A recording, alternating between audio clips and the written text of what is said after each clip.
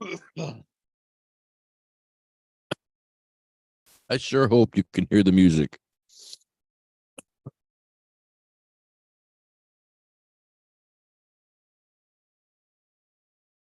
It's Thursday night.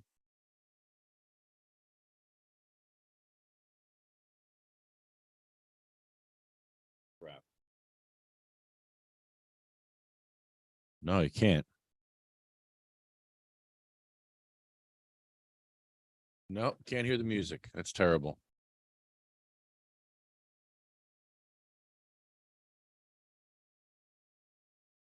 No music.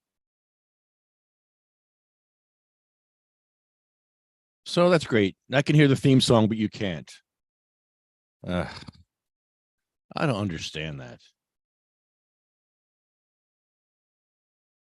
This is what I'm hearing. I'm hearing this in my headphones.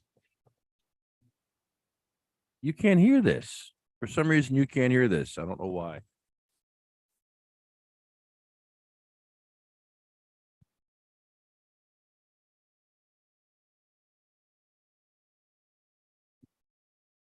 Maybe that was it.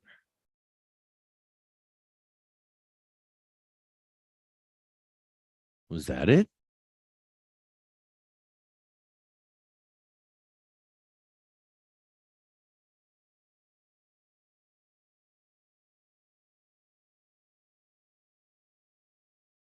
Let's see if that works.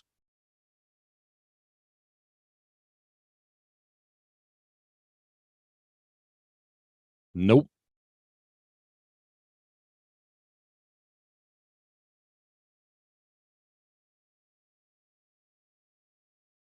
So weird.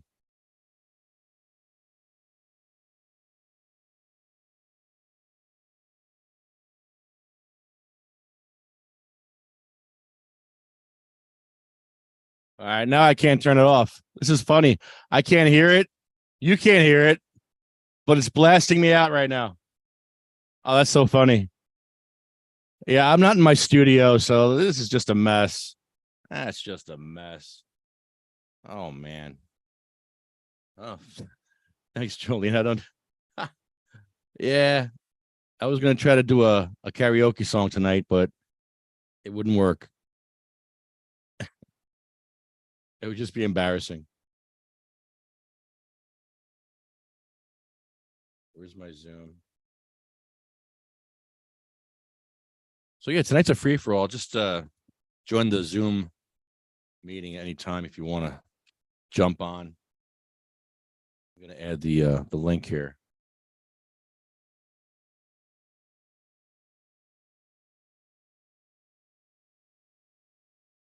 You know, add the link here. I'm just gonna chill out for about an hour. I'm on vacation. I'm just here in my room smoking. I have no car. My transmission shot, so I'm home. I'm not in my studio.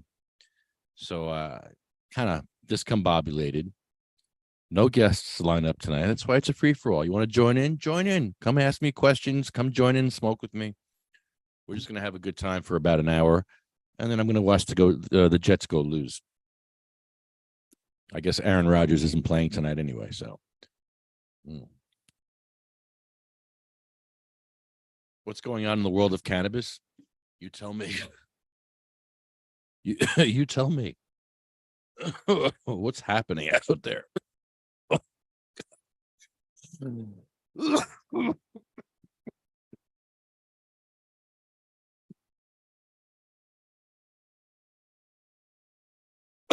just ordered benches for our diorama. We're making this coolest diorama ever.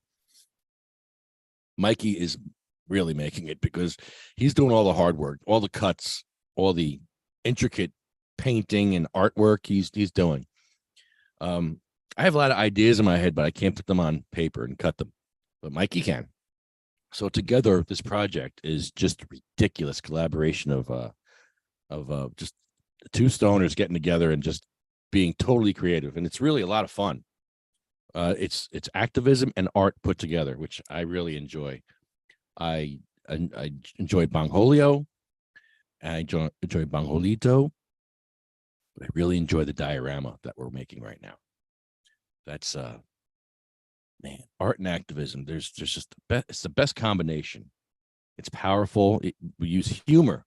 What the government can't handle is humor and art and creativity. They can't handle it.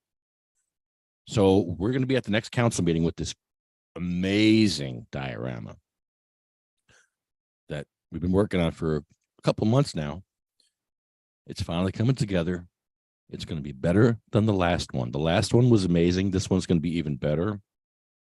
It's a lot more clean. The edges are cleaner. There's different ideas thrown around, so it's a little different than the other one. As far as the sidewalks and the telephone wires will be a little different. But it's, oh man, this is going to be amazing. And we are going to get that light on Broadway and 49th and Bayonne with this diorama, with the petition that we're having people sign. We're going to have people come to the council meeting in a couple of weeks. And the more people we get involved, the more people will make this change.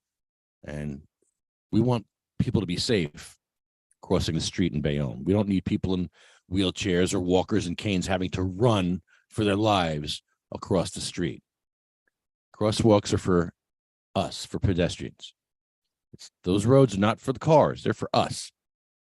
It's a privilege to drive in New Jersey, but we have a right to travel freely.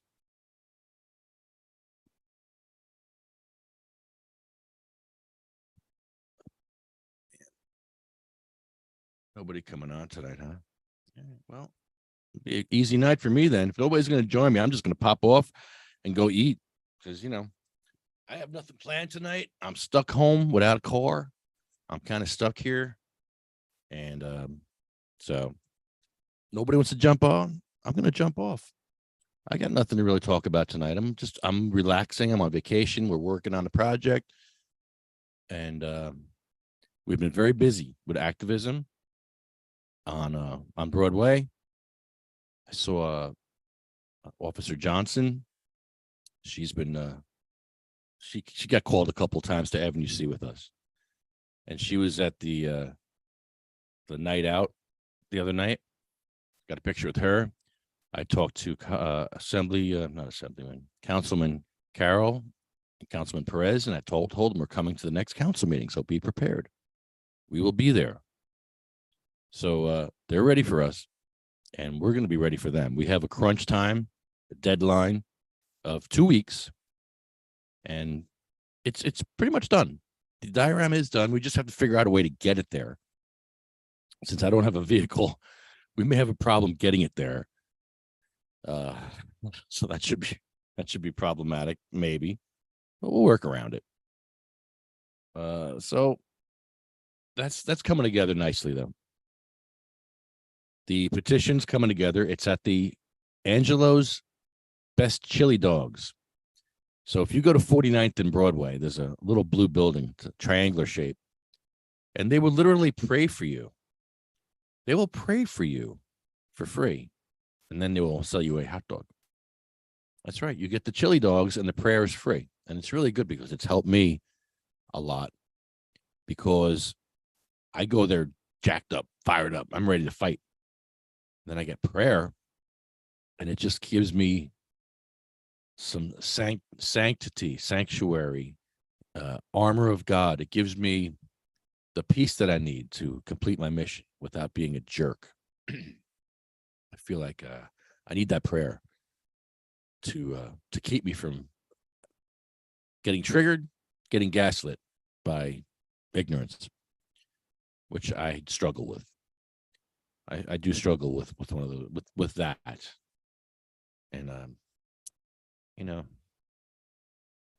it's hard to be happy and kittens and sunflowers all day when you see what I've seen. I've seen a lot of crap, man. I've seen a lot of people die. I've seen a lot of people suffer, and I see a lot of people scared. A lot of people living in fear, and I don't like it. Nobody should have to live in fear or live like that.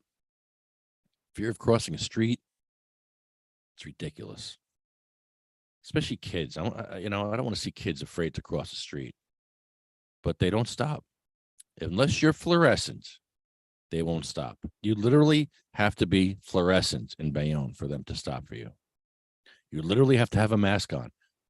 When I didn't have my mask on and I walked across the street with my cane, they didn't stop for me.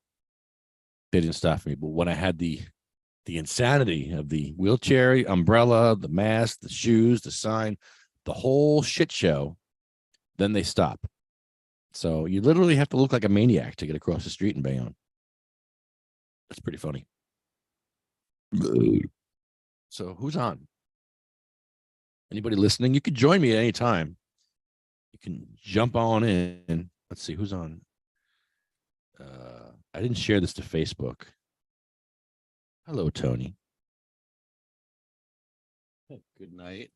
Good night. Is that who's Will H?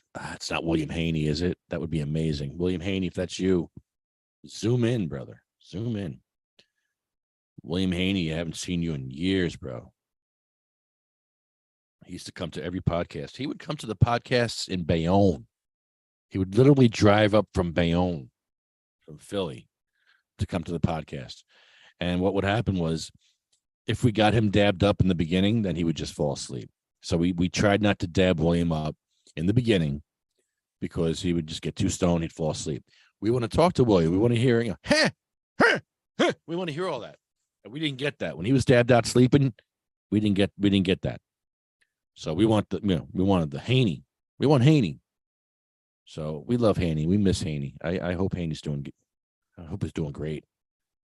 I hope you all keep bringing him weed because that's what he needs.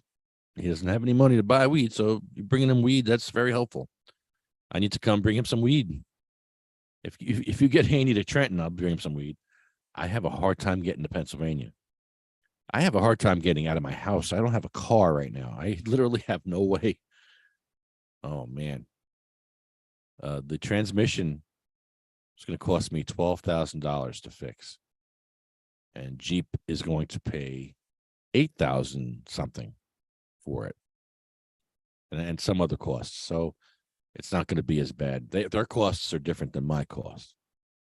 So they are taking care of that. But man, I was screwed. I am screwed. I'm still going to be broke. I'm at $4,000 because of my transmission. Good for something.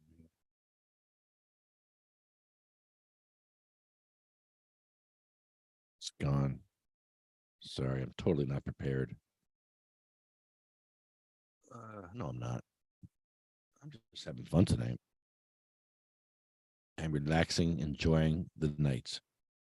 Beautiful night here in Jersey. It's not, the heat wave's over, I think, for a while. What's up, Jerry? Hey, Willie. Oh, cool, Willie. What's up, man? Willie, jump on if you got time. I know you got to take breaks to get on here, but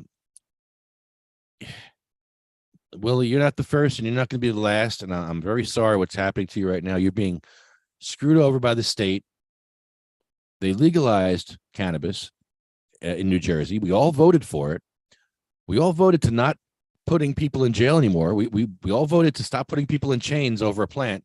And what does New Jersey do? They found a way again to put black and brown people in chains in Jersey for growing weed and for selling weed without a tax stamp. That old gag. So it's really not legal in New Jersey. If you all think you got legal weed in New Jersey, you don't.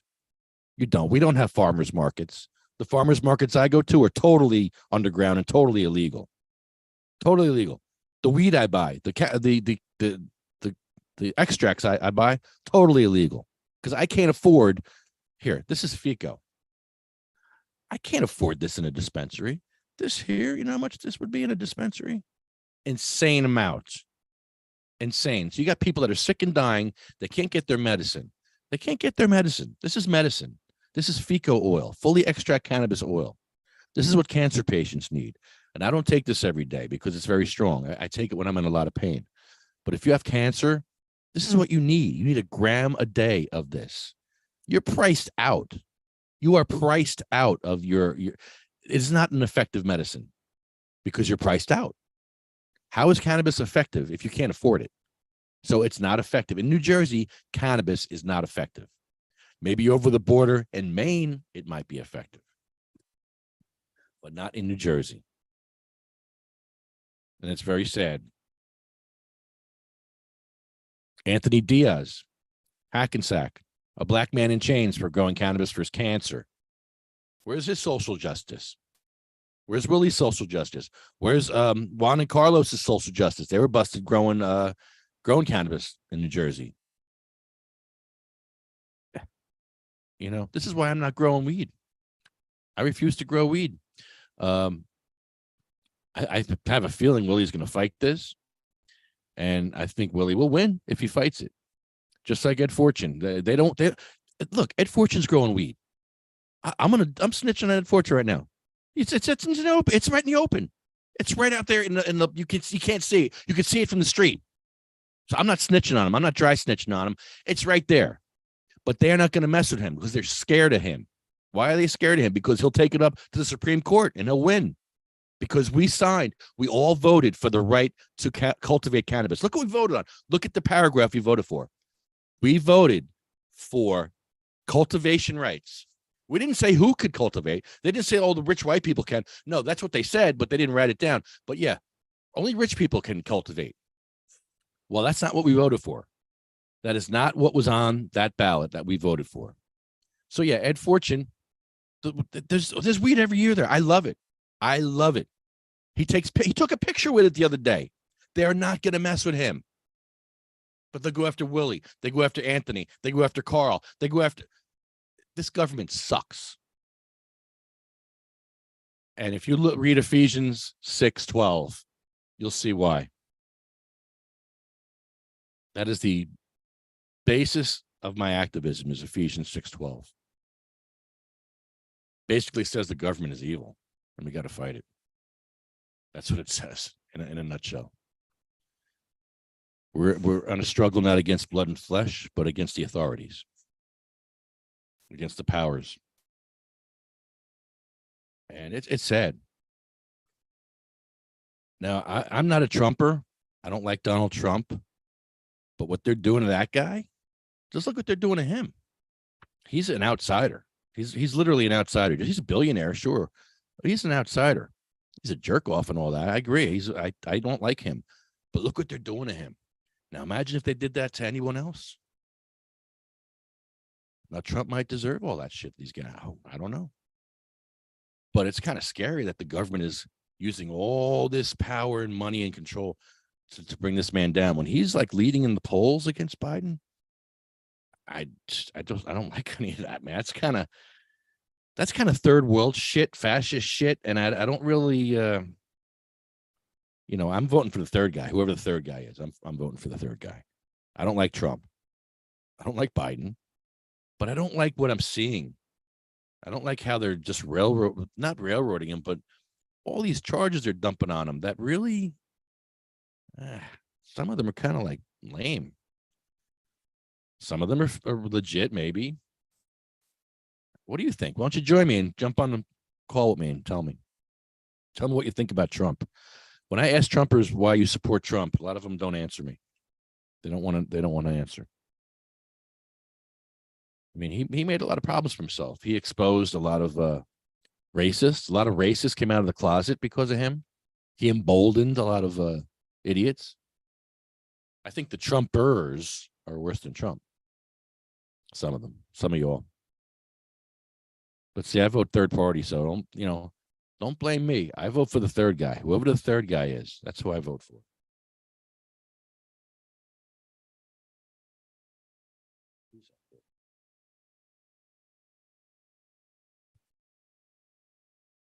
Yeah. New Jersey Corruption Watch. What's up? So yeah, Mikey's going to court for that in Lavalette, and he's going to win. And I am going to Lavalette next week. I would like to talk about the beach mats, the lack of the beach mats for wheelchairs in Lavalette, and I'm also going to talk about the lack of Zoom access for disabled people in Lavalette. And when I go there, I'm going to film myself like I always do. I always film myself. So I'd like to see how they're going to arrest me in my wheelchair. if they do decide to arrest me in my wheelchair. I'd like to see that. It should be interesting because it's going to be a dry run for when I go to Brielle and do the same thing, because Brielle does not allow filming in their council meeting, apparently. They didn't enforce it on us, but they could. So when I go to Brielle has no wheelchair access to the police station. Yes, Steve and Ronco got arrested right before Mikey. So it's Steve and Mikey. Steve Ronco and Mikey are both facing charges for disrupting a public meeting for filming, which is totally unconstitutional. So yeah, I want to go there and talk about disabled access for the beaches and disabled access for Zoom. And I'm going to film myself, and I'll have my wheelchair. Now, in Brielle, when I do that, it's going to be interesting because there's no access to the police station if you're in a wheelchair, and no access to the bathrooms. So what I have to do is when I go to Brielle with my wheelchair is I have to, there's a thing where you have to fill out for disability access. If you need something for your disability, like an interpreter or sign language or something like that, one of those machines for speaking into, I'm going to ask for a porta potty. I am going to ask for a disabled porta potty so I can go to the council meeting and have somewhere to go to the bathroom. I will wear a diaper just in case. I'm assuming I will have to use my diaper. And if I do have to use my diaper, I will time it so that while I'm at the microphone, I'm going to make an announcement that there is no disabled restrooms for myself here. Where do I go to the bathroom? I'm going right now. I'm going to the bathroom right now. That's what I'm going to say, because that's what I'm going to do. Because this is disgusting how they treat disabled people in Brielle. No wheelchair access to the police station and no shitter. How do you not have a shitter for disabled people? Crapper, excuse me, crapper. How do you not have a crapper for disabled people? So I'm going to ask for it. I will ask for it a couple of days before the meeting so they have time to get me the porta potty. I have a feeling they're not going to get me the porta potty. I'll probably get the Zoom access before I get the porta potty. So yeah, that'll be interesting in Brielle, because how are they going to get me into the police station in my wheelchair? First of all, I have my wheelchair, and I know Brielle has no wheelchair access to their police station. So therefore, how do you get me in? Are you going to carry me? Are you going to pull me out of my wheelchair and carry me and then carry my wheelchair? Are you going to carry me in the wheelchair? Do the arms get behind me in the chair or outside the chair? Inside the chair or outside the chair with the arms handcuffed? These are things I need to know, because I had shoulder surgery and I can't really pull my shoulder out. I don't want to disrupt any public meetings, but if you pull on my arm or hurt my back, I probably will scream. I can't help screaming if I'm in pain. So that may happen. So I'm trying to get this all out now. I'm trying to talk about this now, go through all the things that may happen to me when I'm arrested in Brielle and in Lavalette. Lavalette has access to their police station, so I'm sure they're just going to drive my electric wheelchair. They can't remove me from my wheelchair because I won't be able to walk. If I'm using my wheelchair, it's most likely because I'm having spasticity and I'm not walking for a reason. So I don't want to be pulled from my wheelchair. Are they going to drive my wheelchair for me with the little joystick? These are things I need to know. So there it is. Adam the Apple Lacinero. There's a couple of crime families down in Lavalette. And Adam the Apple Lacinero is one of the cops that violated Mikey and Steven's rights. And they can be sued personally because they violated their oath to the Constitution. When you violate your oath to the Constitution, you lose your qualified immunity. So Mikey and Steven are going to sue the Lacineros or Laciceros, whatever their names are, and the Lambs, the dirty little Lambs, and whoever else in that town wants to get sued. And I feel bad for the taxpayers, but hey, maybe the taxpayers need to vote them out next year. Costing them money. It's a cost of doing business. When Mikey was in jail, Adam the Apple said, "Oh, I hope you get your money. I hope you get paid." That's what the cop said. He says, "I hope you get paid." He says, "I hope you sue and get paid." Ridiculous. Yeah, Zoom access for the disabled. Exactly. We need that in Lavalette. We need that in Brielle. And it's funny because Brielle prays before their meeting. They pray to somebody. I don't know who they're praying to. They're certainly not praying to Jesus, because if Jesus was in their prayers, they would have access. They would put the last first. It wouldn't be an issue to have any of these issues. This would all be fixed. That would be the first thing on their mind in the morning, and it would be fixed by now. So I don't know who they're praying to, but it certainly isn't Jesus. It's probably something more sinister. It's probably some kind of cult going on in Brielle. But whenever they pray before a meeting, I'm always very, I always perk up, because I'm like, oh, a little prayer is good. I like prayer. But prayer without action, or just empty prayers without meaning, just words, nah, sorry, those are just words. If you have people like Jeff Oakes and Brian Cummins almost crawling up your steps to get into your council meeting because you have no wheelchair access, that's how you treat the sick and the dying? No.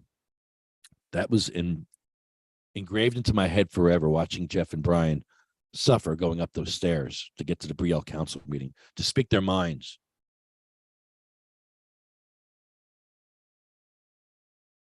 Jeff had stage 4 cancer. Brian has progressive MS. They're both in a lot of pain. They're both a lot of suffering going on there. Why wouldn't we do everything we can to ease people's suffering, to help the sick and the dying? But no, they'll take pictures. They'll take photo ops with disabled vets. They'll even give people awards. They'll give people awards for stuff that they don't even care about. Yeah. They gave me some kind of award, and they said, "Oh, you should emulate what Lefty's doing." Okay, well, I'm trying to get help, and they won't help me. The same guy who gave me that award won't help me. So yeah, it's all a bunch of shit. The whole thing, the whole system. You think you have a say in the government. You don't. Donald Trump is in trouble for saying that the election was fixed. The election was fixed. Sorry, people. The election was fixed. I can prove it. I get fake ballots mailed to my house from some idiot politician in Bayonne. I get 2 ballots. Another one of my neighbors gets a ballot. Another one of my neighbors gets a ballot. And they're all fake names. And we know who it is. We all know who's doing it. Because when we're not looking at our mailbox, he grabs them and sends them in. Well, we caught onto it after a while. But it's so easy. And these are mail-in ballots. I got mail-in ballots to my house of people I don't even know. We've had this house since 1960. Those people have never been there. They're using my name. They're using my last name. I'm not going to notice. Like, I don't have any relatives named that. And all those relatives that from that side of the family, they're out in Indiana. They're not from Jersey. So no. My neighbors get them. So yeah, the elections are fixed. All these elections. It's all, you think you have some control, but the billionaires have the control. All these billionaires. So what we have to do is stick together and fight. That is the only way to beat these guys, is to all stick together, stop hating on each other, and build up each other and help each other in this fight, because it's a fight out there. We're fighting for our rights, we're fighting for the Constitution that we wrote for ourselves to protect us from government and tyranny. Just what we're seeing now. Government is tyrannical and fascist. Like in Lavalette, that's tyranny. That's fascism. That's not transparency. That's not public service. Arresting somebody for filming. Mikey literally walked in that meeting with the camera like this. It wasn't like this. He didn't have a tripod. It could be anybody just walking in with the camera like this. He said, "Sir, are you filming? Sir, are you filming?" He wouldn't answer. He's not obligated to answer anybody. "Sir, are you filming? Are you deaf?" And the cop came over and they said, "Are you filming?" I'm going to assume you're filming. Grab his camera and arrested him. That's fascism. That is not what.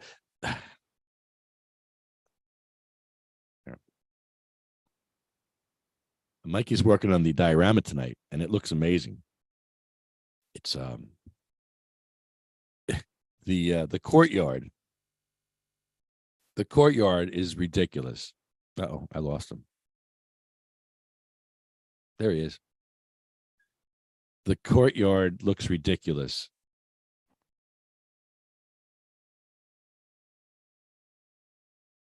Can you hear me? Yes, I can hear you. What's up? Nice. Hey, man. Sheldon, what are you doing? Yeah, dude, that courtyard looks ridiculous, dude. Yeah, and I started a little bit on the fence after I showed you. I'll show you when I'm back home. I'm just taking a walk right now. Oh, man. Took a nice little walk down by the waterfront. Oh, nice. Nice down there. Oh, yeah. Yeah, I love it down there. They're building new condos down there, right? The whole, it's funny because that whole area is, it's definitely like the nice, built up new spot of South Amboy. That's where they're supposed to put the police department, remember? Is it going up, the police department? I think we were lied to when they said 2 years about a year and a half ago. They wouldn't lie to us. Stop. No, of course not. Yeah, I think they lied about the 2-year time frame. Well, can you talk to your lawyer and see if they'll sue him? Maybe your lawyer will sue. Your new lawyer. He seems pretty happy to sue people. Well, these South Amboy issues are some real issues or whatever, but that was a smart thing to buy time. Just say 2 years. It's only 2 years until we're gonna have the new police station built. Obviously, I don't even think they have plans yet. It's just an idea that that's what they're gonna do. You know what I mean? Like, it's just a twinkle in their eye right now. Right. And they shared it with us. How kind. They shared it. Yeah. But that's what they want to do. They want to put a new one up by the waterfront, by all the new condos that are like $1 million condos. Yeah, it looks it. It's fancy. Yeah. I feel like the plan always with South Amboy was to run it down, and then build it up. Like, a lot of areas. Yeah. They're good for that. Yeah. They know what they're doing. Close proximity to New York City. Short train ride, So Frank Pallone is a real jerk off because I asked him for help and he wouldn't help us. That's his post office. That's his police station. What's he doing about it? You know what he sent me? He sent me Google links. His office literally sent me Google links. Like, gee, I couldn't do that myself, Frank. I'm calling you, Senator Pallone, for a reason. How about some help, Senator Pallone? No. Here's a Google link, Lefty. That is crazy. Idiot. What an idiot. That's just rude. That's like the equivalent of a friend of yours who's like not showing interest in the. You won't. I don't have any on me, actually. I'm sorry. Give her a joint. I know. She wanted a cigarette. Felt bad. I thought I had one on me, but I don't. I thought you were going to quit. Yeah, I know. I got to quit that. I got to quit soda. It's just one thing at a time right now, man. I'm on my way. I just gotta do one thing at a time. That's all. Baby steps.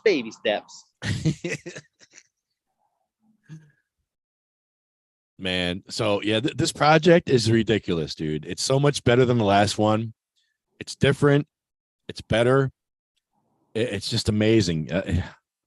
Man, amazing. Yeah. What's our target date?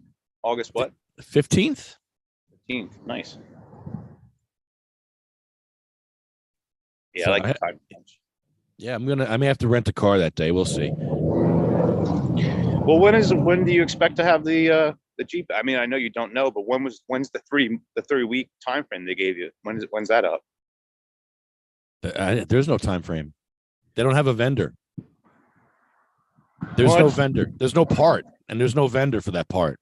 So it could be weeks. It could be months. I just don't know. Jeez. I know it's bad. It's really bad. Fuck, at least you can laugh about it. Damn. I can't. Well, it's happening for a reason because it's giving me time to do stuff here. I'm cleaning my room. Well, I cleaned Yeah, up a little, doing stuff that yeah. No, I mean you're right though. That's how you have to live. I try to implement the same kind of like energy when shit happens. Is Yeah. it's for a reason, and This is what I'm doing now. Okay. All right. I'm doing this for a while now. Okay. Fine. And I'm walking. I'm just doing walks. I take nice walks. and it's not forever. You get it back soon. I miss my truck, but yeah. Shit. It'll feel good when you get it back though. It'll feel that much better, It's a different life without a car. It really is. especially in New Jersey. Yeah. Especially up in Morris County. Oh yeah, I lived in New York for a couple of years, in my early 20s, and it actually you didn't want a car in the city. You didn't want one. It was easier to get around with the subways and everything like that. I didn't even have one when I was in New York. Yeah. I don't need a car in Bayonne. Plus you have to do the whole, swapping sides of the road and all that. So it winds up actually becoming a problem. Yeah.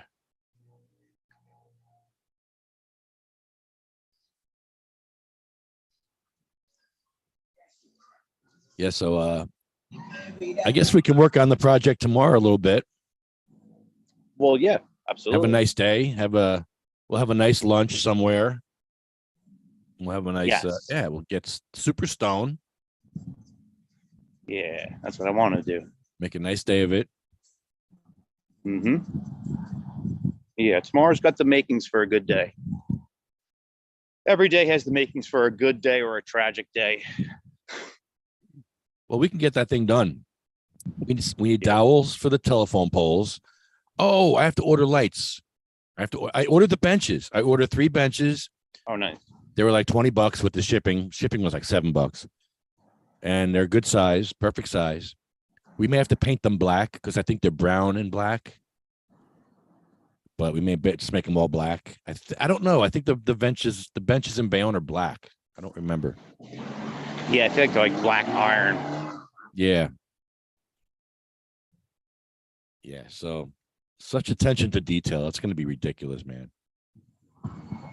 Yeah, I think we'll be in a good spot after tomorrow night. Yeah.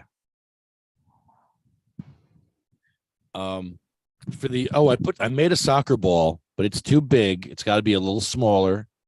So I'm going to try to shrink it. And I was thinking in the hole, like we're making that window just an open hole.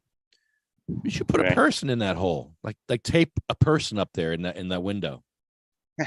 Yeah, why hole. not? Yeah. Good idea. It'll be an open window with a hole. Maybe like a hand coming out too. Yeah, like make her coming out, sticking her head out. Like a nice wave. Like we had the one girl riding in the car, hanging out with her arm. Yeah. Yeah.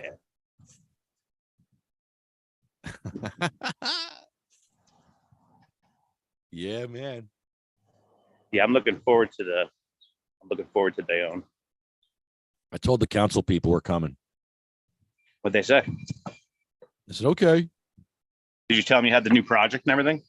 I tried to explain it, but they were busy. Yeah. But they also get it. They're just like, yeah, I know. You'll have something exciting with you. And I just told them a couple of words. I'm like, yeah, we'll be at the next meeting with our new project. Like, okay, good. Good. We'll see you there. See you there. Yeah. Hey. Oh. See you there, Joey Baloney. Hey, yo. Hey. I'm from Bayonne. Hey.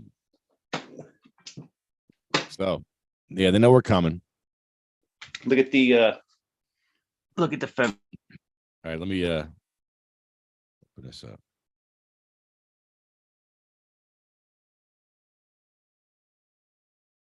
Oh, geez, I lost you.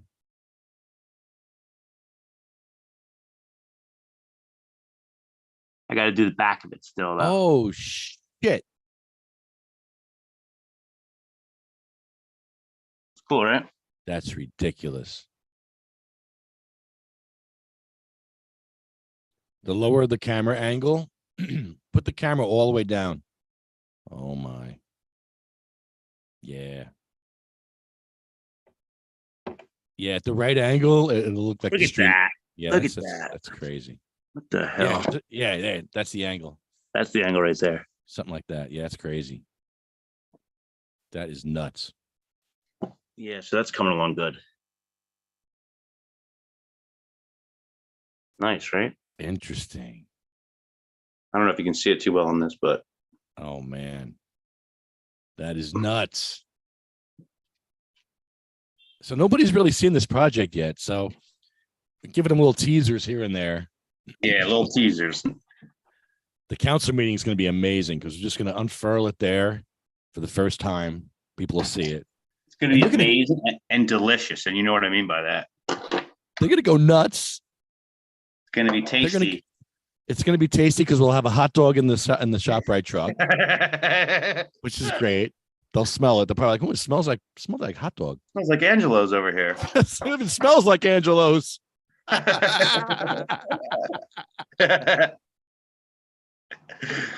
Yeah.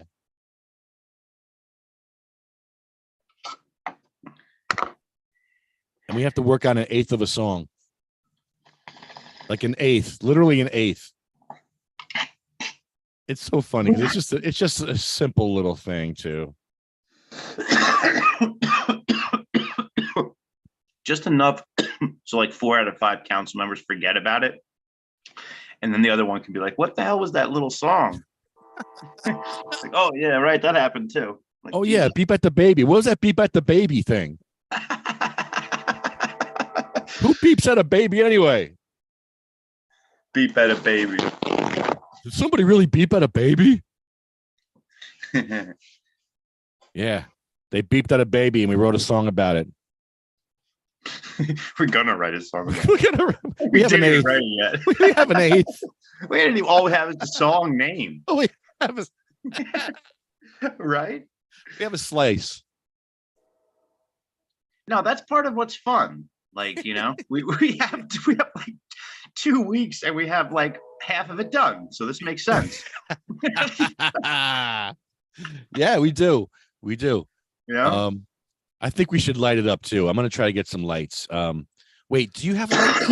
You have lights for Banjolito, don't you? I have lights for that. The yeah, little ones. They're like the teeny tiny ones, right? They're like little ovals and they're on wires. They're different than the lights that you had for the last one, like for the light. Can we use them? I'm sure we could. I don't see why not. I could order another set, but it may not be here. I'm pretty sure we could, but the set you would order would probably be the same kind of a thing. Aren't those lights pretty similar anyway? Yeah, it was wire. Yeah.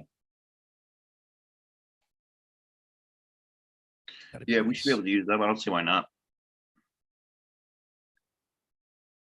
Yeah, so basically just trim work, I think. Trim work, poles, wires, and street lines.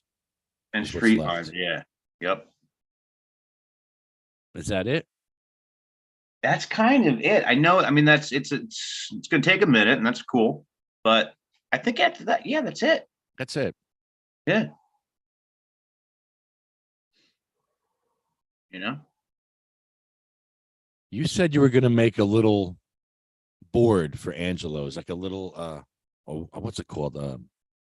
Sandwich board? Not a sandwich board. Like a little sign pyramid thing. Yeah, what's that called? The pyramid sign. Whatever. Yeah, whatever. You said you were gonna make one with the little menu on there. Yeah, I could do that. Yeah. That would be super cute. Cute little thing. Oh, a stop for pedestrian sign.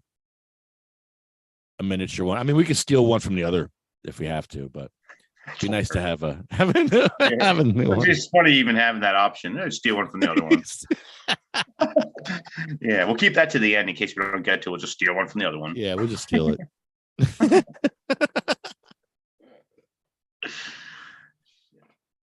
And we have to face it the way it would look the best. So I think we have to face it so Angelo's would face out towards the crowd.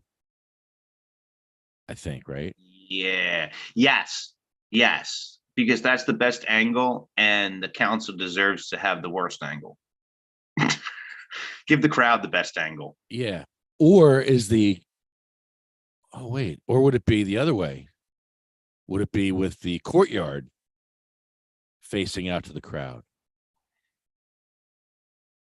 No, that wouldn't be right either. That wouldn't work. That would you would see the ass of Angelo's, like the back. Actually, to tell you the truth, That might be cool. That might be actually. maybe point the hot dog shop toward the council. Actually, Yeah. whatever seems most proper for like intersection to like. Yeah. Yeah. The finished building, I think, should be out towards the front because that has a back to it. You know, there's like a back to it. Yeah. Otherwise, they're just seeing the back of the building. But those photographers are going to be up taking pictures everywhere. They're going to go nuts over it. I'd love to hear things on their end.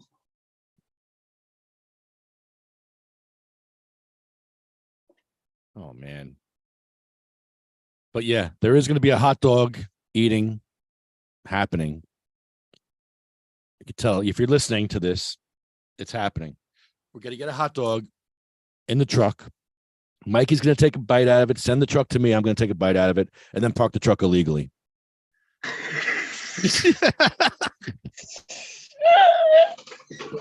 So crazy.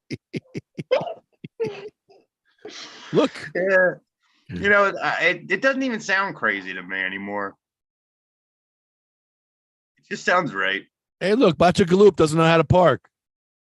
Bachagaloop. Or what is his name? Baccarelli. Baccarelli. No, Bachagaloop. Baccarelli. Bachagaloop. Baccarelli's in the back of the room. He's like, what is going on? I hope he's there. Why did I have this job detailed tonight? Yeah. They used to put me on a night shift. He'd be like, this is the worst shift in my life. Oh, Michael wants you to stop by. Michael? Mike McHale. Oh, word. And who wants your number? Oh, Trip wants your number. I have to give Trip your number. Yeah, I got to talk to Mike.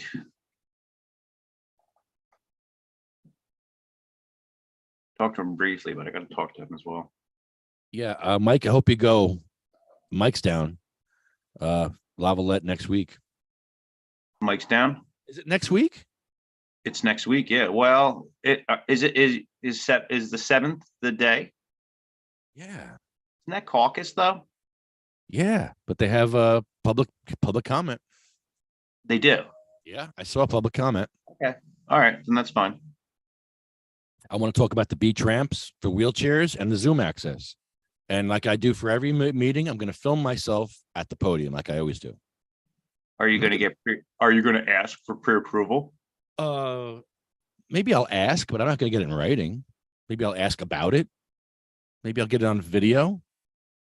Maybe I'll get the approval on video. How's that? How about I get approval on video? I'll tell you, they're so sick what they're doing there. They're Let's so see. sick. Well, Pat's not going to get approval. Pat said he's not. He's not? No. No, so maybe I won't either. Well, Steve had approval. And he had approval. Look what happened to him. So what's the point of getting approval if you're going to get arrested anyway? So Yeah, exactly. There. So maybe I won't get it. Somebody might get it. It didn't make a difference for him. It didn't matter. They're fascists. That's what's so crazy. I don't think a lot of people realize this. Some people don't even realize that Steve was arrested as well. And I don't think many people realize that he had approval. He did what they asked him to, and they only sent him guidelines on, like stuff like impeding traffic, like making sure you're not in the way of others, like just, regular shit like that. It's amazing that Lavalette thinks that Supreme Court ruling supports them and their decision. That's not a reasonable restriction. The whole case is based on if you're allowed to. That's what the whole case is based on. The whole thing. And if you ignore the upper courts like that, and I don't even really feel like talking about too much about it, but I know what's going on there, and those bastards, they want the fight. Yeah. They don't give a fuck. They don't care about people's rights. They don't care about nothing. Never did. No. People live in fear in that town. Yeah. Not for long, though. That's what I've been thinking. That's what I've been thinking. I've been thinking that whole fear thing is running out. Yeah. Ain't Their gonna time's happen. running out. I gave Yeah. them that. Remember, I gave them that hourglass, the Chinese hourglass. Yeah. What did that represent? Their fucking time is running Their out. time is running out. When you give a man from China an hourglass or a watch, it's an insult. You And should they never. didn't even too stupid to even know it. It's an insult. Too stupid. And I hope them freaking spies are watching right now. Too stupid to understand what that even meant. It's too late. You got the you got the bad juju from the hourglass. Your time is running out, sir. Your time is running out, and you took the hourglass. You took it. Yeah. In open arms, full acceptance. Full acceptance. You accepted it from me. Yeah. That was great. That was like $20. That thing at Target. That thing was like $20. It was the last one they had. And I said, "Oh, an hourglass from China. It's from China. You know what that means?" That's one of the things I learned from Bell Labs, because we had a lot of dignitaries and a lot of like the Prime Minister of China came one time, and the CEO of Bell Labs was going to send something over to the Premier of China as a gift, or give him a gift or something. And he's like, I have this beautiful clock for him. And one of the conference guys is like, "No, don't give him that. Don't give him that. It's an insult." Like, what? And I had to look it up, and sure enough, yeah, you're going to insult the hell out of him and give him a watch or a clock. It means you're going to die. Wow. Who would know that? It's crazy. It's crazy. It's customs. It's customs. That stuff is going to go by the wayside, the older we get. But those are old ancient customs that, that they still follow.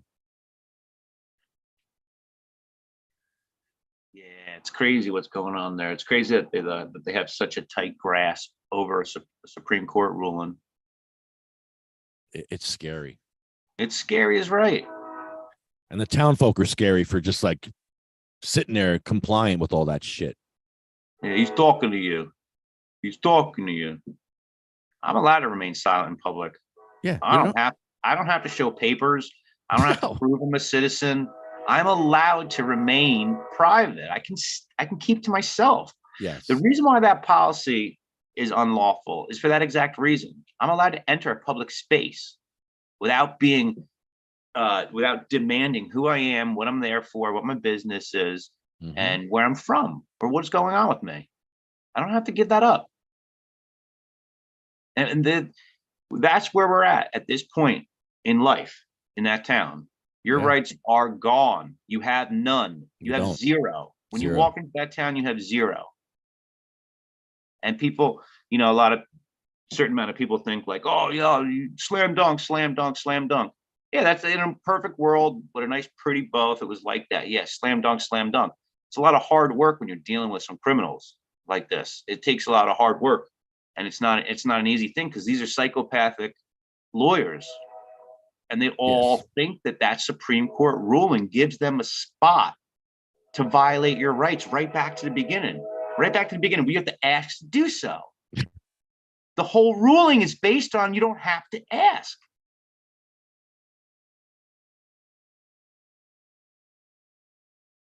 So wild. Yep, asking for your rights. Well, we live in an age of compliance. Now you have to ask for the things for your people ask for their actual rights nowadays. When we went there in 2019 and we're signing the paper, and you're signing it Bongholio with a backwards L and the back, it's all backwards like E. It's great. And you're like, is there any more rights we can apply for while we're here? Yeah. Well, what was funny was I said I would like a form to apply for signing for recording. I'd like a form for recording the meeting. They gave me a piece of paper. Yeah. A piece of paper with a pen and said, just write down that you want to record. This is your procedure. Ridiculous. And if you don't do this right, we're going to jail. The year before, Lefty, you filmed when you did the tour. I remember the time. I remember that time in my life very well. It was December of 2018. I remember that very well. And you went to Lavalette. I went to that meeting. I was living in Nortley Beach at the time. You filmed that meeting.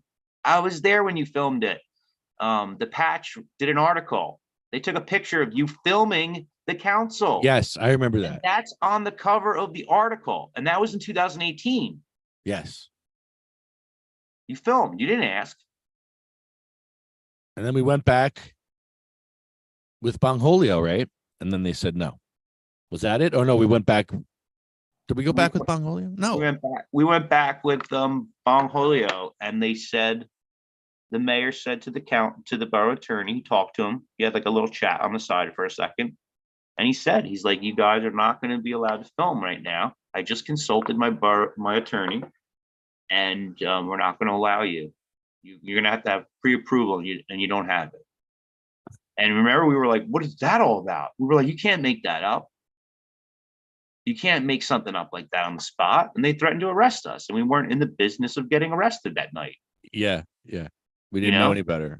We were just kids. That wasn't the plan. Well, it wasn't a plan, but now it is. No, like literally, like that was the only time that a town stopped it, and they made a rule up on the spot to stop it.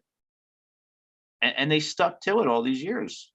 Like, we're trying to avoid patients getting arrested. That's the whole point of the INE tour. We don't want patients to get arrested. So, including us. No, it's got to be made good. That's all. So now we're okay. The plans have changed. We're going to pivot a little bit, and if we have to get arrested to prove a point, we'll do it. But I already did. And I hope it proved the point. I think it did. And if Pat Duff goes back and you go back, and one of you doesn't get prior approval, there's a good chance they'll arrest one of you. I don't know if me and Steve's arrest will change anything. If one of you gets prior approval, they might allow both of you. Who knows?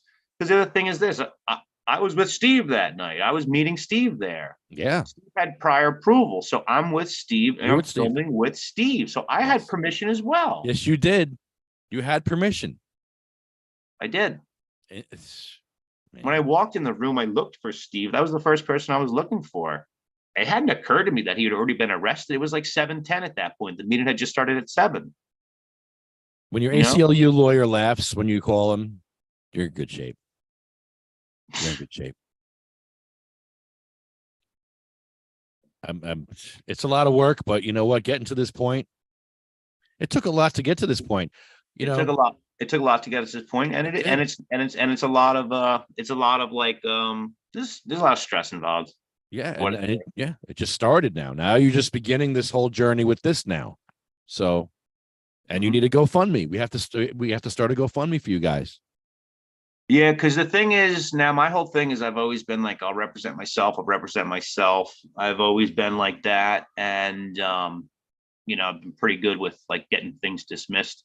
Not because I feel like I'm smart or anything like that, but usually I'm in a spot where I kind of didn't do anything wrong, and the situation's a little fucked. But this is one that I feel like that's not something. This is the time to like step back, and this isn't something I should necessarily be doing myself. I would like it if a lawyer was able to represent me and pretty much just slam them in this whole case, and then just go from there. But yeah, I need help. I need help with all that.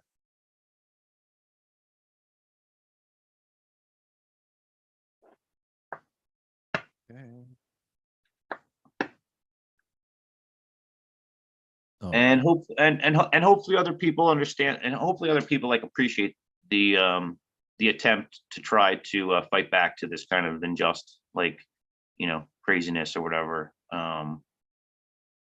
Means a lot to me to make good on something that's so wrong, because it could be anybody. Yeah. Anybody who walks into that meeting. It doesn't matter how old you are, what your health condition is, if you're in a wheelchair, whatever. Bro, Lavalette, bro. Lavalette. Yeah, Lavalette, right. The worst town in New Jersey. Literally the worst one. Been saying it for years. So thank you. Thank you and Steve. And we're coming down with reinforcements, and we're all gonna join in now. And we're gonna go to Brielle too. I don't know if you heard me before.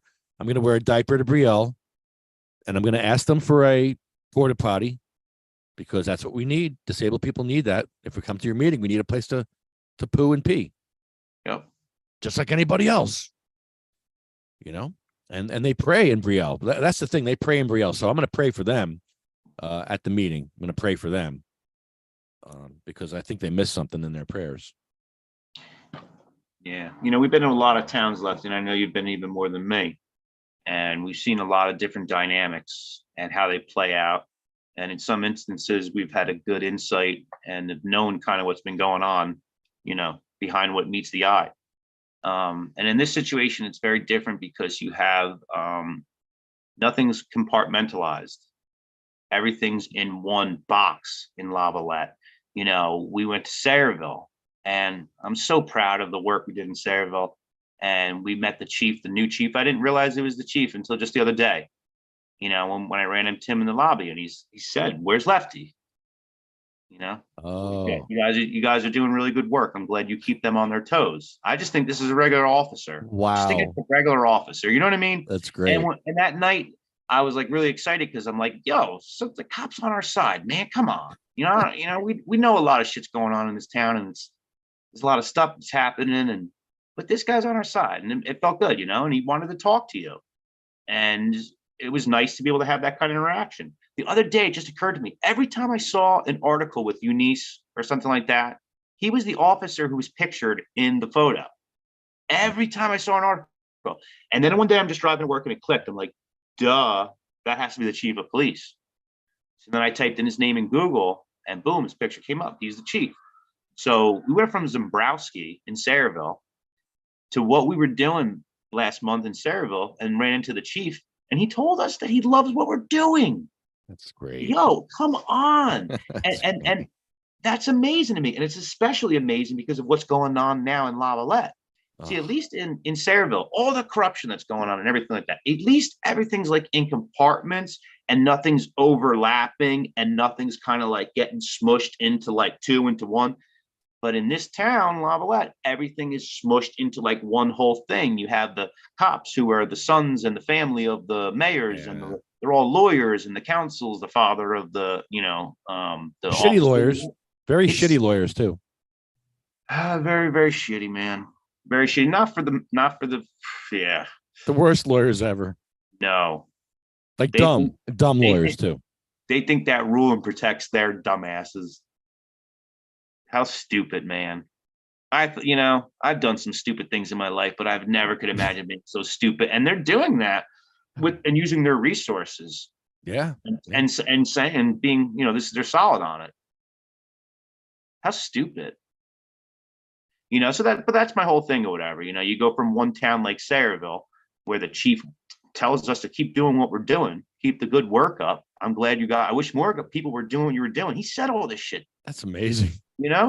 And then, having Sayreville, realizing they had a bad policy, and tossing it out the window. That was amazing. That was that whole interaction when they apologized, when what's his name? What's his name? Ohana apologized to you. Wow.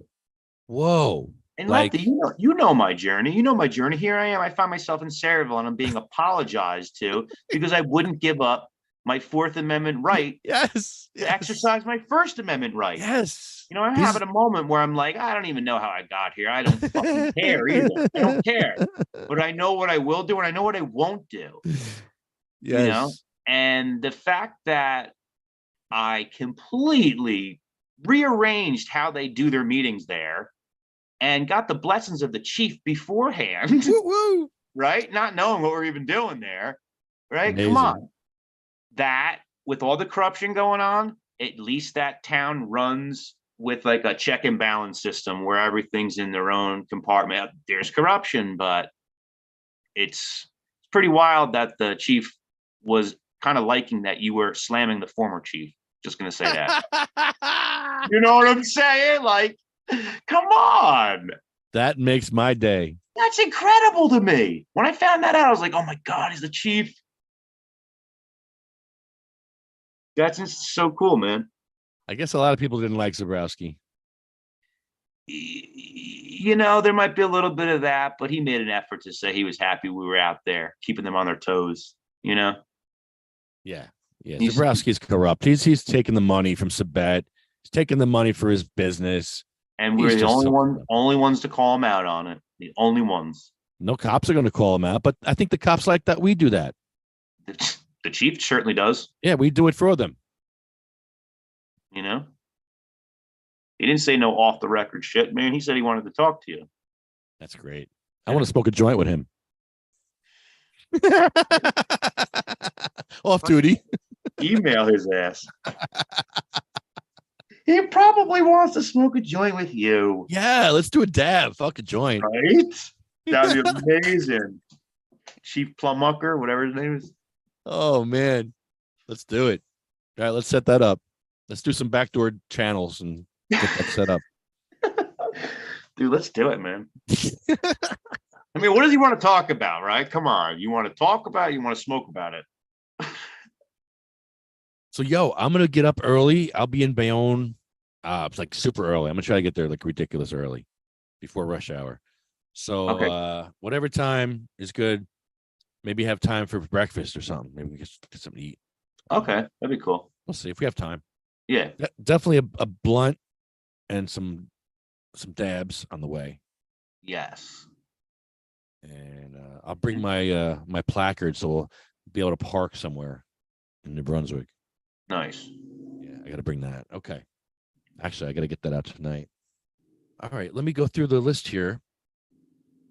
I want to thank cmmnj.org, CannaSense, UFCW, Jackson Storm, Smoking Monkey, Arlo Glass, OprahMachine.com, which is super helpful, Pure Puff Lifestyle Shop, and SativaCross.org. Cheryl Miller is on our list. It's a tough list, man. This is one of the reasons why I think we do what we do, too. It's all of our friends and family that can't be here to speak for themselves. We're speaking for them, and we're speaking for the people that can't speak for themselves. And if you don't like what we're saying or the way we're saying it, come say it yourself. Yeah. Help us. That's encouraged. Help us. If we're missing something, come fill those gaps. If there's a gap to be filled, come fill it.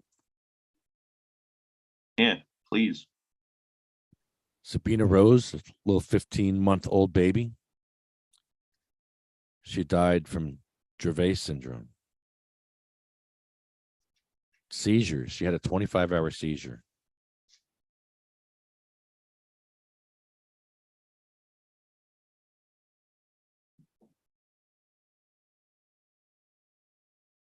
Diane, Gracie, Cindy Mae, Marie, Jack, Joan, Randy, Polly, Bill, Chad, Jeremy, Colette, Pat, Troy, Russ, Roger, Jay, Ella, Hattie, Jackie, Anthony, Jake, Armando, Felicia, Lynn, Dan, Sean, Joyce, Lori McBride. Mikey, that was your aunt? Yes. And now my uncle has cancer. That was his wife. Okay.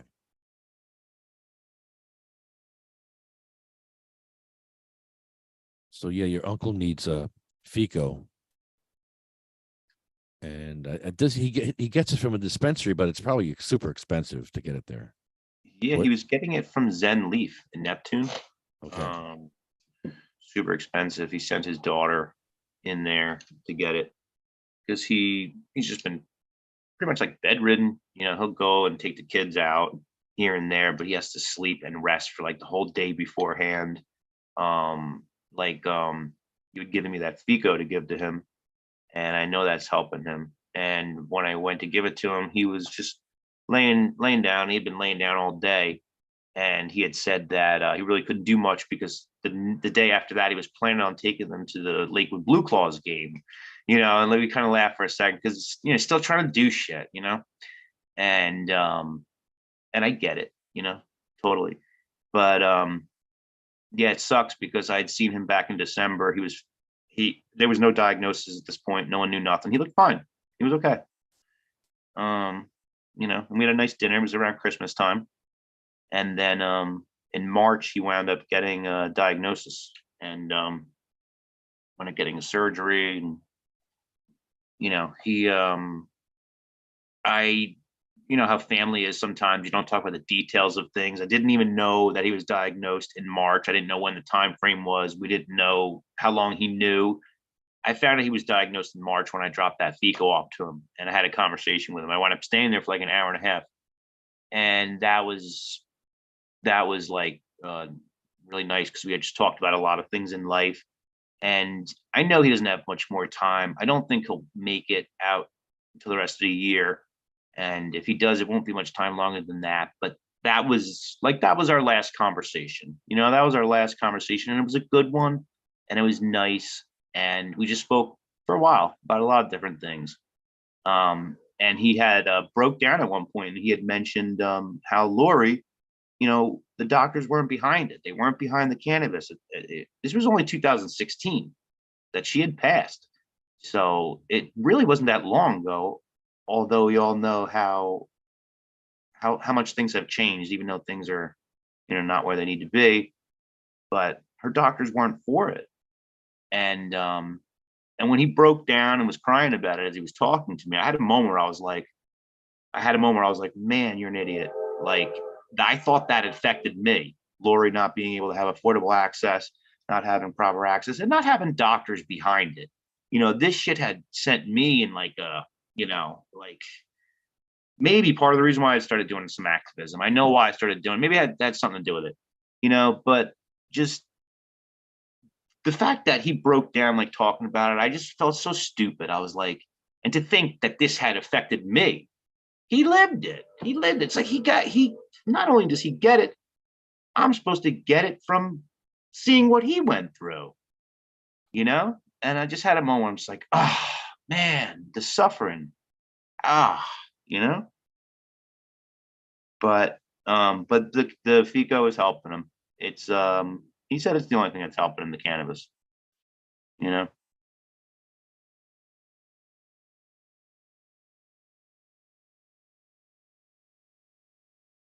And he said, he said, Lefty, I told him he loves what we do. He loves all the work and everything like that. He's happy that we do what we do. And he said, I told him about the list that we do at the end of the podcast every week. And I told him, I said, Lori's on that list, and he said, he's like, I'm going to be on that list also. And I was like, I know, there was no, oh, no, you're not. Just, I know. He gets it. Just fucked up, But I hope he's not on that list. I hope it's not anytime soon. I hope he can spend as much time with the kids and enjoy whatever life's pleasures can offer him in these awful circumstances. And pick up the pieces and just try to keep it moving, man. Yeah, I've seen cancer patients beat cancer in other ways. You may not beat the cancer, but you beat it in other ways. Well, that's what Jeff taught me. He might have lost his life to cancer, but he lost on his terms in a way that I've never seen. I've never seen anything like that. He didn't have to do that. The way that man left the mark in this world, and he knew it meant something, and he knew the timing of it all was important. He left his mark in such a way where he did not lose his life when he died. He just died from cancer. But I've never seen anyone take control in that way. Unbelievable shit to witness. I'll always pull from, whenever I need to pull from strength, I just think about Jeff. That's all. I know, right? Yep. Amazing. And he's watching what we're doing too. He's loving it. Yeah, he is. He's like, good job, guys. What? I'm glad you guys are doing it. He knows. Yeah. Absolute blessings. I know that. I'm making Jeff proud. That's for sure. Sure am. Even when we're yelling at them, because he would yell at them too. It's the same kind of thing with like all this shit or whatever. It's like these aren't easy. It's it's not easy to try to show someone that their ignorance is ignorant or wrong. Frustrating. It's hard, It's frustrating. You need very patience. hard, frustrating, stressful. How do you have patience? How do you have patience when you're dying and you know you have a short time to get your information out to ignorant people? How frustrating must that have been for Jeff? But he just blew through it, and he just cut through life like a knife through butter. He's like, no, I'm going to own this shit. And he owned it, and he just did it. And he would have kept doing it if he could. Yep. Amazing. He was so effective that he watched him walk into the Wall Township Public School, and he got assaulted. Oh, the lady who just didn't want him there. She was fearful of the fact he was so loud about his treatment. Yeah. Man. So yeah. Frank, Brian, Flo, Carl, Thorne, Frank, Lorraine, Terry, Charlotte, Cher, Jaybird, Michael, Marley, Colette, Brendan, Red, Rico, Lulu, Becky, and Jeff Oakes.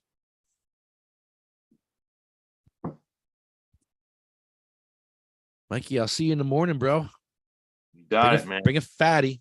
You got it. See you in the AM. They went with songs to the battle. They were young, straight of limb, true of eye, steady, and aglow. They were staunch to the end against odds uncounted. They fell with their faces to the foe. They shall grow not old, as we that are left grow old. Age shall not weary them, nor the years condemn. At the going down of the sun, and in the morning, we will remember them. As Jim Miller joins us. Jim Miller, you joined us at the end of the list. He makes it in under the wire. He makes it in as the garage door is closing. He slides under the garage door and he gets in the room. How do you get so quickly in the room as we were ending the show? Jim Miller, how you doing, buddy? That's great. Slipping in, Jim. Slippy Jim. Slipping in, Jim. Slippy Jim's here. Slipping in, Jim. Slipping in, Jim. You're on mute.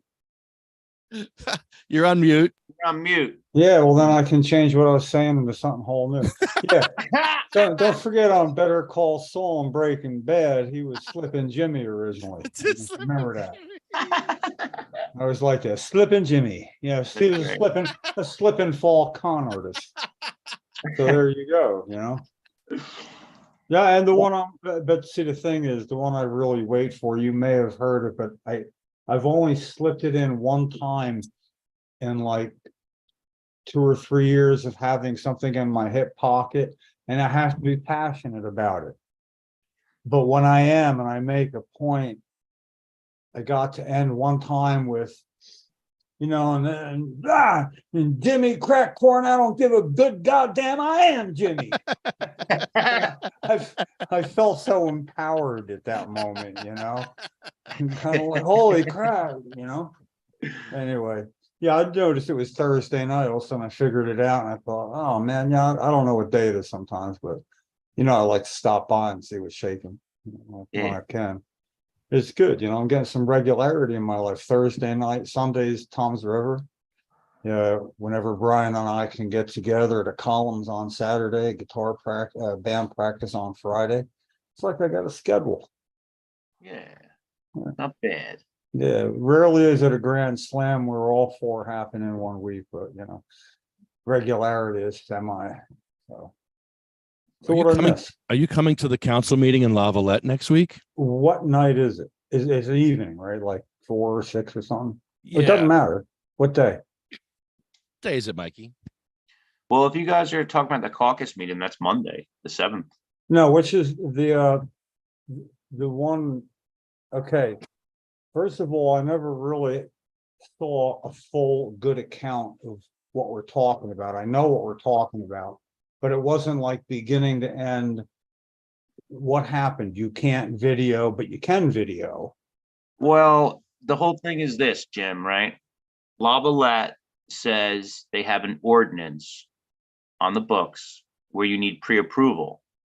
So why wasn't I charged with filming a public meeting if they have an ordinance? The reason why they didn't charge me with filming a public meeting is because that charge would be trumped by the Supreme Court ruling. So they have to bait you into being disruptive. So I knew when I walked into that room, it's like when you go to dinner and you're in the mood for seafood, because that's what your appetite is seeking. You might want scallops, you might want salmon. And when the waitress asks you and it's your turn, you're going to shoot one or the other. And I was kind of like that. I knew what my appetite was ready for. And I just didn't know what I wanted to choose until I walked in that room. It became very obvious. They all are baiting you into being disruptive. And that's the only way they can get a charge to stick. So I realized all of this very quickly. When I walked in that room, the mayor says to me, "Sir, are you recording? Sir, are you recording?" At this point, I'm walking. You can't tell because I'm filming my shirt, filming the inward cameras on. I walk to the back of the room, which I'm already in as I enter, all the way over to the end, in the back, by myself. And he says 2 times before I sat down, as I'm making my way to the seat, "Sir, are you recording? Sir, are you recording?" Then I sit down. And he says, "Sir, are you recording? Can you hear me? Are you deaf?" He starts insulting me. Naturally, I'm thinking, I'm walking into a public space. I have the right to remain silent. I'm not obligated to prove who I am, show papers, tell you what town I'm from, what my citizenship is, none of this stuff. I'm just staying private, walking into a public meeting. And I've done this many, many times before, hundreds of times, and filmed with no issues. So this is something that is no issue, no problem. So the office, he says to his son, the officer who arrested me was the son of the mayor. He says to his son, "Sarge, I don't think you can hear me." And the officer comes over and he says, "Sir, you have to have prior permission to film. You can't be filming." And the only thing I said to him was, "How do you know I'm filming?" Because he can't see my screen. I'm holding the camera up to my chest, the phone up to my chest. He can't see it. Then he tries to pull the phone away from my chest, puts his hand on my phone and starts to try to pull it away from me. I grasp it tighter and I hold it tighter to myself. And I said, "Please don't touch my property." He said, "I'm going to give you one more chance or I'm going to place you under arrest." And then he didn't even say anything. He just said, "Come on, you're under arrest." So my Fourth Amendment was violated. My First Amendment was violated. And I was trying to invoke my Fifth Amendment by staying silent. I realized I had to say something to them. So that's why I said, "How do you know I'm filming?" You know? Now at this point, they bring me downstairs and they bring me into the processing to process me, charge me. And they charge me with disrupting a public meeting by means of physical interference. That would mean that I got up and I grabbed the microphone and I, not even during public, something like that or whatever. So basically, Jim, what they did to me is what they charged me with. The officer disrupted the meeting by means of physical interference and then charged me with it. And I knew they were trying to bait me into being disruptive. That's why I stayed silent. After I was arrested, I was as sweet as pie. I was cool as a cucumber. You saw the video. That's the way to go. They were like, "Yeah, we're going to cut you loose. You're being really respectful." I was not there to fight. I was not there to argue. But they've decided that you need prior approval. And if you don't have it, they'll place you under arrest. When I went downstairs to get processed, who do I see? Steve Ronco. Steve Ronco was placed under arrest. He was there at 7:00. I was trying to get there right around 7. I knew I was going to be a couple minutes late. When I walked in the room, I was kind of looking for Steve. Everything happened so quickly. Before I know it, I'm under arrest. They bring me in the processing room and there's Steve and he's under arrest too. Steve's saying to me, "Mike, I can't believe they arrested me. I can't." I showed them the Supreme Court ruling. I got prior permission. I got permission. I showed them permission. They didn't want to hear it. They didn't care. Steve was blown away. I was cool as a cucumber because I know how corrupt they are. I think Steve was blown away because he didn't believe I know he didn't believe they would arrest him. But they're using that Supreme Court ruling in their favor. They think that Supreme Court ruling is for them because it says there's possible restrictions that you could be put in place. And if you Oh, look at yeah. the Supreme Court ruling, those examples, there's examples that they have that you can reference, you know, and they're things like if there's over 50 people in the room and you have 3 or more cameras, you could be asked to be in like a certain spot to not like impede the flow of traffic and stuff like that. The guidelines that they sent Steve was those kinds of things, the same kind of guidelines that would be reasonable restrictions. Yeah. Prior authorization is not a reasonable restriction. The whole Supreme Court case is based on being allowed to in the first place. And they don't acknowledge it. They don't appreciate it. And they certainly don't appreciate anyone who thinks they have rights and they want to assert them. You saw what they did to me. They did the same thing to Steve. They're not willing to, they do not care about people, places, or things. They care about them, their stuff, and their future. They don't give a shit about nobody. They're crazy, Jim. Yeah, this is huge corruption. but it's pretty linear. I mean, it's not like there's a lot of sidebar concerns. It seems like, to my understanding, which is fairly limited, it's there's no what is the okay, what goes on now is going to be you go to court. I have to go to court. Right. And see, I can't imagine a scenario where having a lawyer explain pretty much what you just explained in terms that the court accepts. In other words, not like you saying it, you know, they know how to would have, but the public defender would know how to phrase that to that point. And it does seem, you know, pretty clear. I mean, like post offices all around the country, they have the right to tell you where you can't gather and then where you can on the post office grounds and in full view of people coming in and out of the post office. You know, I mean, that's a United States constitutional right, and post offices are considered town center. So it's sort of like there's no prior authorization necessary. No, and those things the purpose of prior authorization, like you were saying,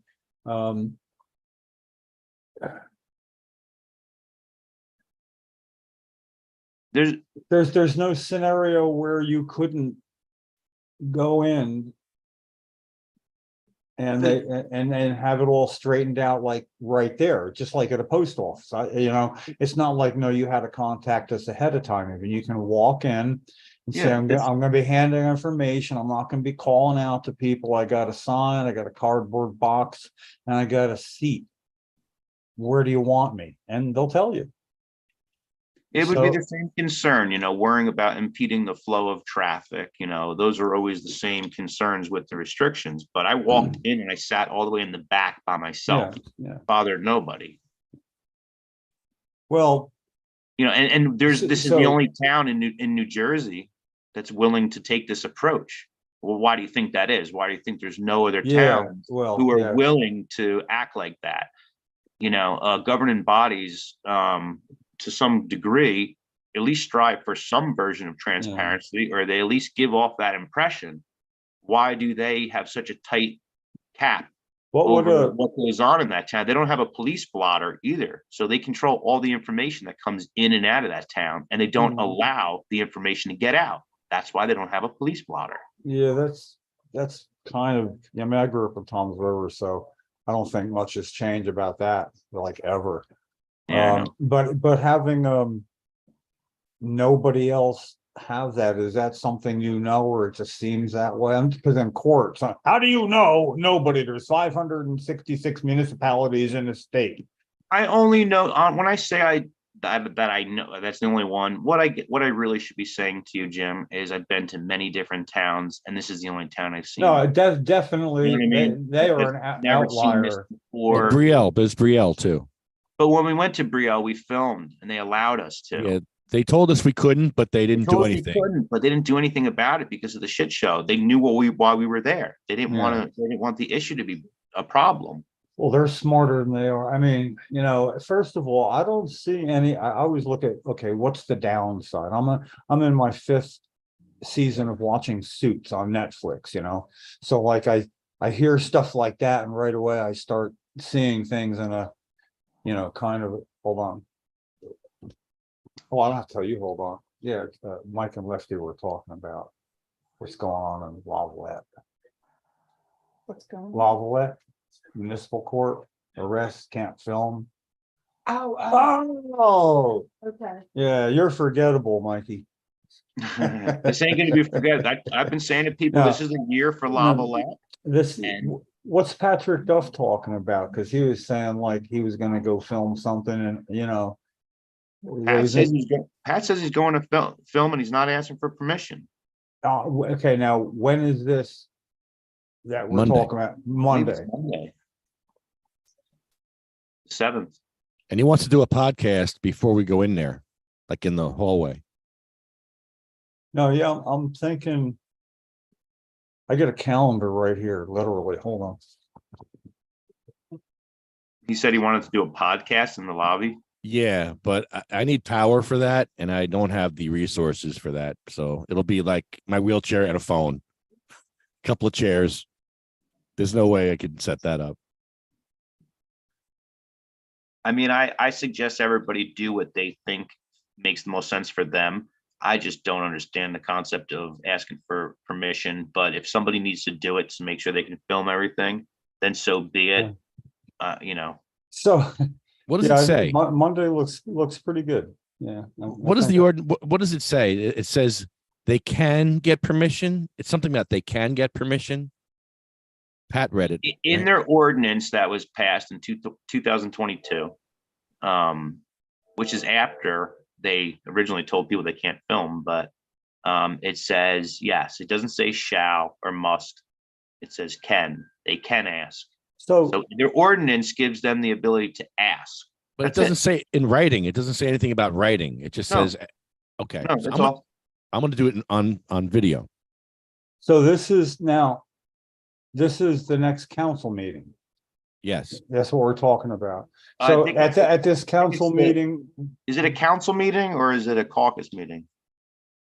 It's a municipal meeting though. Caucus. Yeah. Okay. Yeah. Okay. Whether it's like an on record official, we're doing business. So isn't that better because it's not like they got to go through business and stuff. They're there just sort of like this will get taken up right away, I would assume. But I'm trying to wrap my head around. We got El Rampador, Bong Holio, and the Mayor Slayer all going to be gathering to do this. That would be hard to pass on. And then I'm thinking, so what am I supposed to do? Film him filming you for filming? Yes. Film me getting arrested. Yeah, this could stretch outside the door. Couldn't somebody be in the doorway filming? Yes. Yes. You don't need permission. Somebody filming their ass down. I mean, you could have a chain of film. A chain. Yes. That's what we're trying to do. A chain. Come on, that'd be pretty cool. I want to walk in with big, thick black eyeglasses. So they just arrest me for that. Like he doesn't have big black frames. He's up to something again. Because at Jim, they could have, when they arrested me, they didn't know if I was filming or not, Jim. They had no idea. Mm-hmm. They assumed, like he said, I assume you're filming. He didn't even know. So on an assumption from an order from his father. But then you have all this is up until what point were you filming or recording audio? At what point do you have audio? I started filming before I walked in the building, and the video is 3 minutes and 11 seconds. When I walked into the council chambers, it was less than 50 seconds before I was placed in handcuffs. Wasn't even a minute. They made quick business of me. I guess smart for them. It's less time for them to screw up. I mean, you can only screw up so much per minute. They got a pretty good, But think about it. How could I be charged for disrupting a meeting by physical means, interfering by physical means?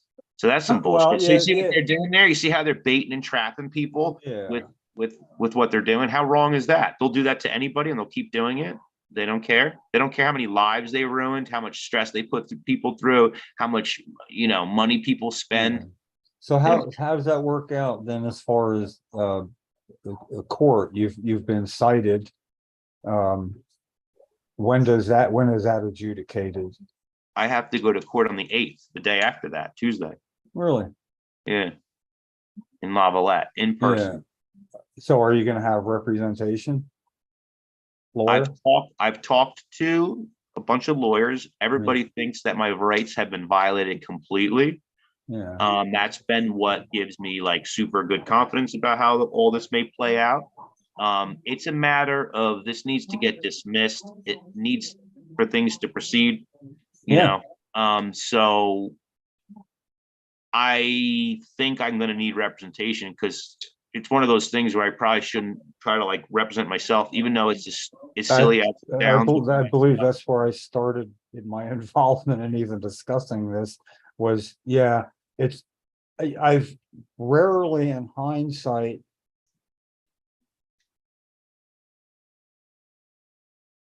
You've disappeared. Here it is. This is the video. Oh, okay. Can you hear it? Yeah. Well, no, I can see it. I can't hear it.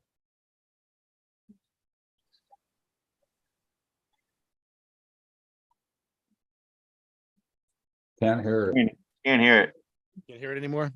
No. How about now? How about now? No. I was just being ironic. If I didn't answer, how about now? Then you would know if I could hear you hearing it. I'm sorry. And I'm just sitting here getting Something. Oh, there we are. Off to the side. I see Ooh. pepper. Yeah, that was peppers from out back of the house there. Tasty. Yeah. Grown a lot. I like that eating. The other day it was fun. I was I guess mowing or something, and I went by and I wanted to just stop where tomatoes were, and I wanted to like squeeze one, but it was so ready to go, it went in my hand, and I had it like in my mouth chewing up because it was like eat tomatoes like you'd eat an apple or something, So it was really kind of fun swallowing some tomato that was on a vine, living peacefully, like 6 seconds before I walked by. I just like that. I don't know why. That's cool. Well, actually, those, we're getting lots of tomatoes, peppers, and cucumbers, so you can do a lot with all that. You can then bargain, trade for zucchini and other stuff. Nice living in a neighborhood. Yeah, I can't. I don't know what it is I'm looking at, but He says, "Sir, are you filming? Are you filming?" I'm not filming. He says, "Are you deaf? Can you hear me? Are you deaf? That was rude of him. Do you have permission to film the meeting?" And he's not answering. Oh, this is like translating English to English. Good You can't job, hear it, man. right? No, we can hear you. Go. No, you're doing good. Sir, I have to ask you to stop filming.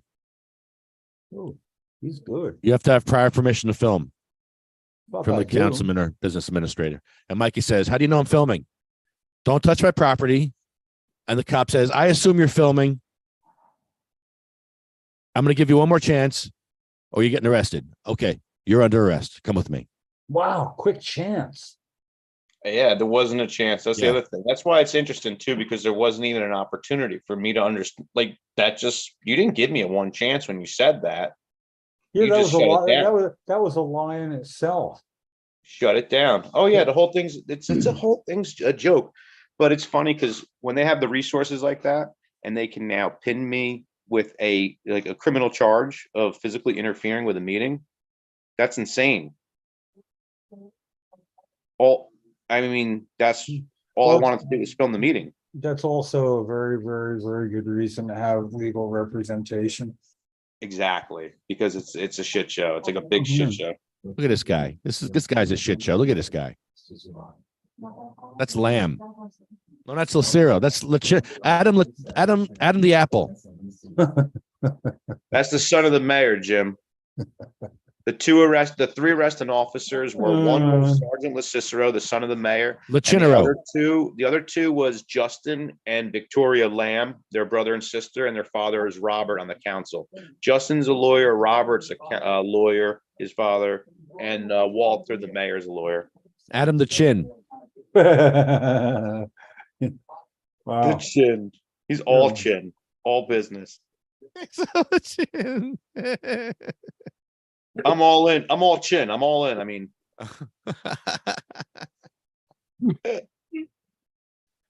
man, thug families, man. Yeah, that's a crime family, a real crime family. So because I didn't get pre-approval, Jim, check it out. Yeah. I didn't get charged with not having pre-approval. Because I didn't get pre-approval, they gave me a criminal charge of physically interfering with a meeting. Think about how crazy that is. Does this include taking pictures? Anything, yeah. Well, yeah, recording the meeting. So if they have like a ceremony and It's someone's not- giving but a away picture- awards yeah, and a they picture- snap pictures, yeah. Yeah. I think there was also a reporter possibly in the room with a laptop open. I think there might have been, Yeah. but I guess they always have clearance. Huh.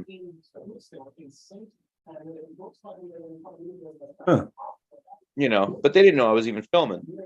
So just walking in that room with a phone, you run the risk of having your rights violated.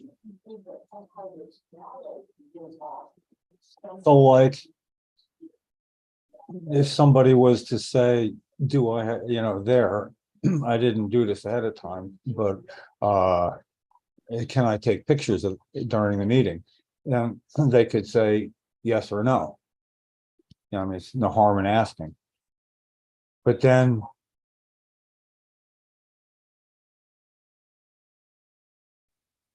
I don't know, I just feel like if somebody said I couldn't, I'd probably spend some of that time feverishly trying to draw pictures of what I see, like in a courtroom where you can't take pictures. They got like a sketch artist in there. Yeah. I'm no sketch artist though. But I would be mocking them openly if I had a cardboard back pad where I could flip it over. And then, look up and down, and it would be all stick figures, You'd have a light beard, he'd have a longer beard and hair, but you'd all look like stick figures. I just want, I think I can't say like 100%, but I'm putting it in definitely 75. I'm way leaning that if I can like push a couple of things this way and that, it's like an hour and 20, maybe hour and 15. Jim, I never rented a car to get arrested before, but that's what I'm doing. I'm saying. Yo, I honestly think that the best bet is for like something exactly like this is, I mean, I'm grateful for the fact that other people are upset and outraged. I talked to a couple of people who were like almost more upset than I feel like I am. Yeah. It's not shocking when you're going to get arrested. Yeah. Well, see, kind of an element that's like removed. I got like I guess a theory you could look at this like, okay, this is just like a municipal meeting and what's the big deal? And to me, the first things, the littlest things are the biggest deals, because if you don't take care of them then it gets to be a bigger deal later. I mean, it makes me feel like an enabler. Not showing up if I have a chance makes me feel like an enabler, just like a spectator. It's how I feel about people standing on the sidelines. I'm all about, and I mean, it'd probably be and certainly in and out, I got to push a couple things. But listen to this. So this is the reading for the Supreme Court hearing. On March 7th, 2007, the New Jersey Supreme Court unanimously held that videotaping public meetings is part of the common law right to obtain public information, and that the ad hoc restriction on videotaping in this case was unreasonable. And then the Chief Justice is writing for the court, says this: openness is a hallmark of democracy, a sacred maxim of our government, and video is but a modern instrument in that evolving pursuit. The use of modern technology to record and review the activities of public bodies should marshal pride in our open system of government, not muster suspicion against citizens who conduct the recording. If we're ignoring the Supreme Court justice's ruling in all the lower courts, then what the hell are we all doing? Yeah, well, it's obvious to me, it seems it's gonna have to. They're gonna have a leg to stand on. It's gonna be, we warned them, we do have the right to have the rules that we have set up, whether anybody else has them or hardly anybody else may be real. But that's like such a tiny thing, the impeding or whatever it sounds like, it would be a criminal statute. That just seems almost standard practice. You say, okay, we're going to let that go, and you just sign here, and it's a citation and a fine, and you say, okay, I guess that's kind of normal, isn't it? Like, it's like, if you're, You know what? It is normal, and that's sad. It sounds sad because it is sad. But I mean, even if you stop somebody, a traffic stop, you want to give them, have two reasons to give them two separate tickets. And then if somebody wants to take issue with both of them, they can say, well, I'll just do this one. Or of course, it'd be like, yeah, I got you going 74 and a 65. And I'll write, okay, 75, 78 and a 65. I'll write it down to 69. Yeah. They'll bargain, but that's I'm not okay. I'm just not okay with it because nor should you be. No, it's not okay. I'm not okay with it. It's like I'm just saying, be smart as you can while not being okay with it. And you appear to be doing exactly that. Yeah, no, it just kills me because of the, what courts get away with and all this stuff. Like they literally, like me and Lefty, we sat in on a court case a couple weeks ago, and the judge let a pedophile get off on 5 years probation and some fines. Not just a pedophile. He was a wheelchair pedophile. He worked on a school bus and was the buckler on a school bus. He was their handler. The handler. And Literally. he raped 3 kids in wheelchairs. So not only do kids in wheelchairs get less access to buildings, they get less justice because they didn't give them justice because they couldn't testify for themselves. So they made a deal. They made a deal. So to me, and I understand you could look at this in many different ways, but to me, I can't see that as any other way other than the state using people's pain and suffering and sometimes shame as a way for a resource to collect revenue. What was the original reason that you were in Lavalette at the municipal meeting or whatever? I wanted to talk to the council about beach mats. Brian lives in Lavalette. They had taken the beach mats away. He didn't understand why. They don't answer his questions. If he emails them or anything like that, they don't have any, dialogue with him or whatever. So he wanted to know why the beach mats were gone. And I wanted to find out what their answer was. If they took it away because it was an eyesore or no one was using them, that's all fine and dandy, but just at least want an answer on it. Yeah, it's like, wouldn't it be easier just to answer questions as they come in than having people come to a meeting seeking an answer that they could have given with a simple email? I mean, that's just a waste of resources and time and taxpayer money right there. That's the whole reason of going in the first place, is because they don't have the consideration of reaching back through an email. No, I'm a fond believer in showing up. Yeah. So if they don't want to have the communication, then how are you supposed to get the answer otherwise or whatever, Yeah, well,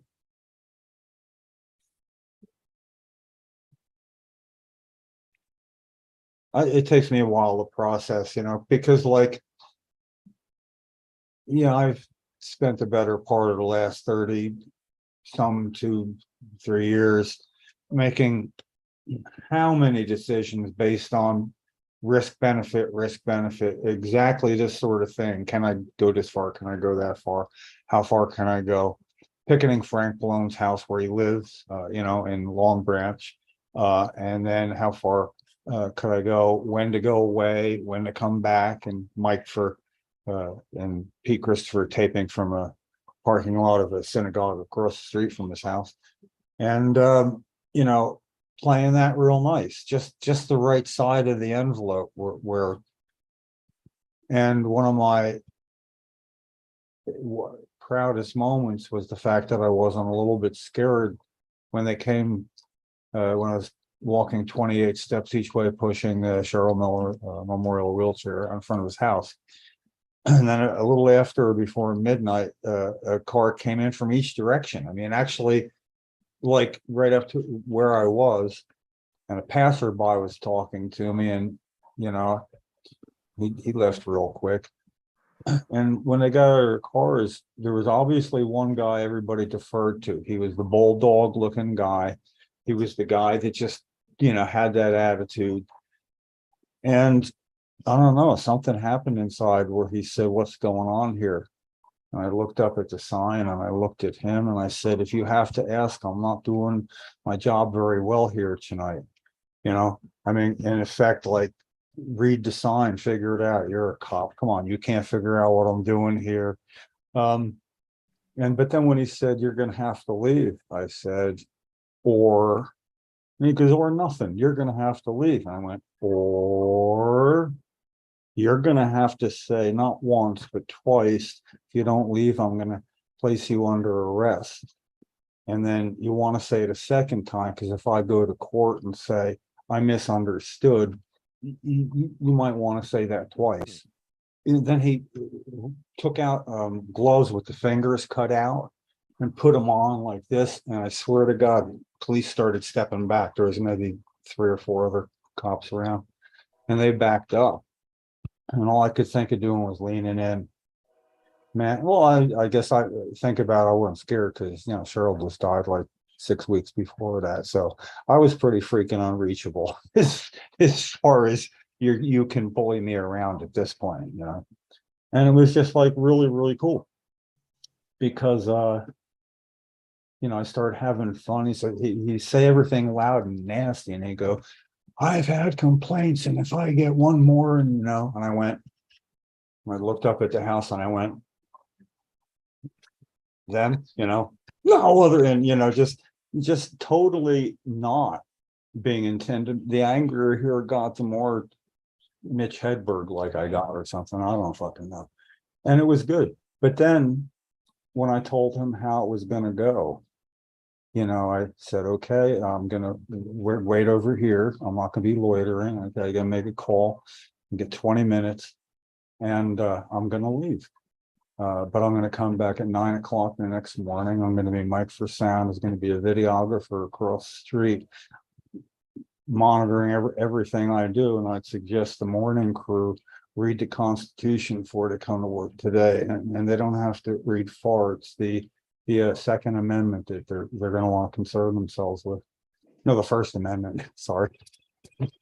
Ooh, that's like yeah, right on top there. The Jeopardy wrong answer. But anyway, it was fun to do because the next morning police would ride by and they would turn around from Long Branch, because this was like right at the border, Elberon or somewhere, and I don't know if they patrol that. And they refused to look at me. I'd grandly wave at them and they just pretended like I wasn't there. So yeah, that was a whole different thing. But the point is before then, and since then, it's always been risk benefit. I like what you're doing because in the end, I know that unless something unwound and you did something stupid to do it, it would have to do to unwind. Your risk is time, money to get there and back, things like that. but certainly for a greater good down the road, it makes you an unenabler, a non-enabler. Yeah, no, I'm Yeah. I'm so okay with it because I know I did nothing wrong. I know I did not one thing wrong at all. I'm okay with the bullshit. I'm okay with how I acted. I couldn't have been more respectful. I couldn't have been more quiet. Yeah. I couldn't have been more non-combative. That'll You all, heard when they placed me on arrest, you heard I didn't even say okay over like the point of a decimal. Okay. Okay. All right. that's it, just straight out the gate, straight out the gate and pace it all right. And You're gonna place me on arrest. I know I can be emotional, and I know I act emotional a lot in life, but like in that situation, whatever, like you just place me on arrest. No, I'm not. I'm not gonna be a problem. Someone might think I would be, but no, especially not in those circumstances. At that, no, nope. You're not gonna see me fighting. yeah, well, As much as I might seem like a fighter at that point, no. well, no, that's being smart. If you're goal oriented and you have field vision and you see that wide swath that you got to stay within, you got plenty of activity within there. It's like somebody swinging at you, your instinct should be stick your cheek in the way, because if you grab a wrist and person pulls back, it'll leave a mark and you'll be in trouble. I mean, all that little tiny shit doesn't happen, and it's I've been arrested 3 times and followed that every step of the way. And when they arrested me at the George Bush gathering in Eastern Township, I embarrassed the guy. I mean, I told, Jesus Christ, I leaned in because there was a crowd, like after I was getting arrested for walking the wheelchair out into the road where cars were going and I'm allowed to go. And guy stopped me. And because I forget what I said, it made him, oh yeah, really, really, no, what I said, it made him mad, but he went to push the wheelchair out of the way, but he pushed sideways, so it toppled and it was the memorial wheelchair. The crowd went silent when I pushed it back and got in front of him. I stepped in and nobody could hear what I said, but it was, I told you once, boy, get out of my way, and he spun, and then, oh yeah, then I turned around and dramatically put my hands behind my back. But when he put the cuffs on, they were tight, and that mark lasted almost 2 weeks. And the first thing, another officer intervened and got in between him and me and relieved him of his duty and walked me back and said, I'll loosen him up as soon as we get to the car. He saw it, I'm like, I might just be pulling my arms tight as I can all the way there. Fair trade, it was, yeah, but you shouldn't have to be in a situation like that to be in your crime. You did everything good, and I feel good if you have any kind of legal representation. So I'll be there Monday. What time? 7. It's at the municipal building. I don't know. I'll let that. Well, the other thing that's worth mentioning is if they have that ordinance, right, and that's something that they're willing to enforce, especially the way that they did, even though they didn't charge me with the ordinance, they charged me with disrupting a public meeting by physical interference. There was no proper signage. If that's something that they're willing to enforce so strongly, why is there proper signage when you walk into that building and then you walk into that meeting? Well, why that's a whole problem in itself. Well, when you are an outlier like them, it is incumbent upon them to let you know. In other words, if you had an ordinance in your town, no other town had driving, you'd be well served to. They want that ordinance to be on volume like 0.5. Yeah. Low. They don't want people to know about it. They don't want people talking about it. They don't want reminders of it. Because they know it holds no weight. So that's why they have to bait you into being combative or disruptive. And if you stay silent and you do nothing, you could be neither. And I was neither.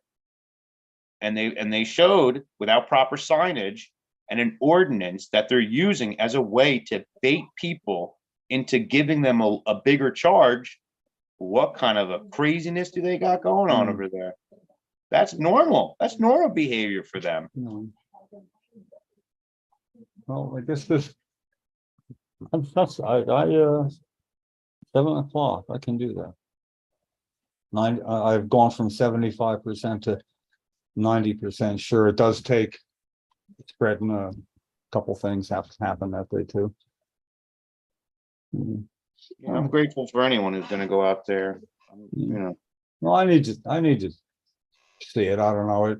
You know, sometimes everything's about me, Mikey. See, what I need to light a fire under my own ass because I'm getting lazy and I've been like doing things more within my immediate world and vision. I like that better. I'd rather be weeding than doing things in Trenton. And you know, I'll go do this and then I'll probably come home more committed to doing the things I got to do. You know? Yeah, no, I totally get exactly what you mean by you know what I'm saying. Yeah, I totally get it. Yeah, and you know, to sit in, and I always appreciate somebody not being an enabler. What are you gonna do? It's not gonna change anything. People rely on that. You know, I don't worry about that naysaying voice. well, it's you know, your real risk is like time and money to and from, and what are you gonna get, a fine in the end of some sort? You know. Oh yeah, no, I'm all right. Yeah. Just And you know. then- So This, you know, this is also, you know, I was the third arrest for this in Lavalette. Steve was the second, 5 minutes before me, and there was someone who was arrested the year prior for filming. Bad ordinance, huh? And then add Patrick to the mix on Monday, and yeah, it is like entertainment, you know, can't have popcorn or nothing, but good. Crazy. Yeah, Jim, you can film the hallway where it's legal to film, and you can film everybody coming out in handcuffs. But you can't pass the sacred threshold. Yeah, the threshold of death. So basically though, if I wanted to get a nice video, I could be past that demarcation line. Yes. Yes. They shut the doors. They shut the doors, and the cops stand in front of the little window. Yeah. So their heads block your camera. They don't want, you know, they don't want a corroborating record of what happened. They want to be able to doctor any record to their advantage. Yeah. What's up, guys? That's Sorry, I why they couldn't don't make it have a earlier. police report. Same reason. Yeah. So when is That's this? Monday? Monday.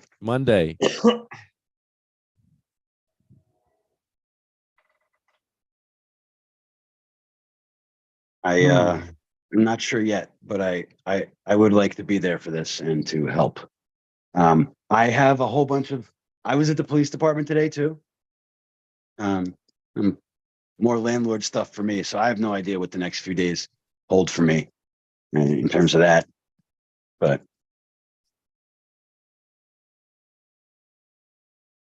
What about?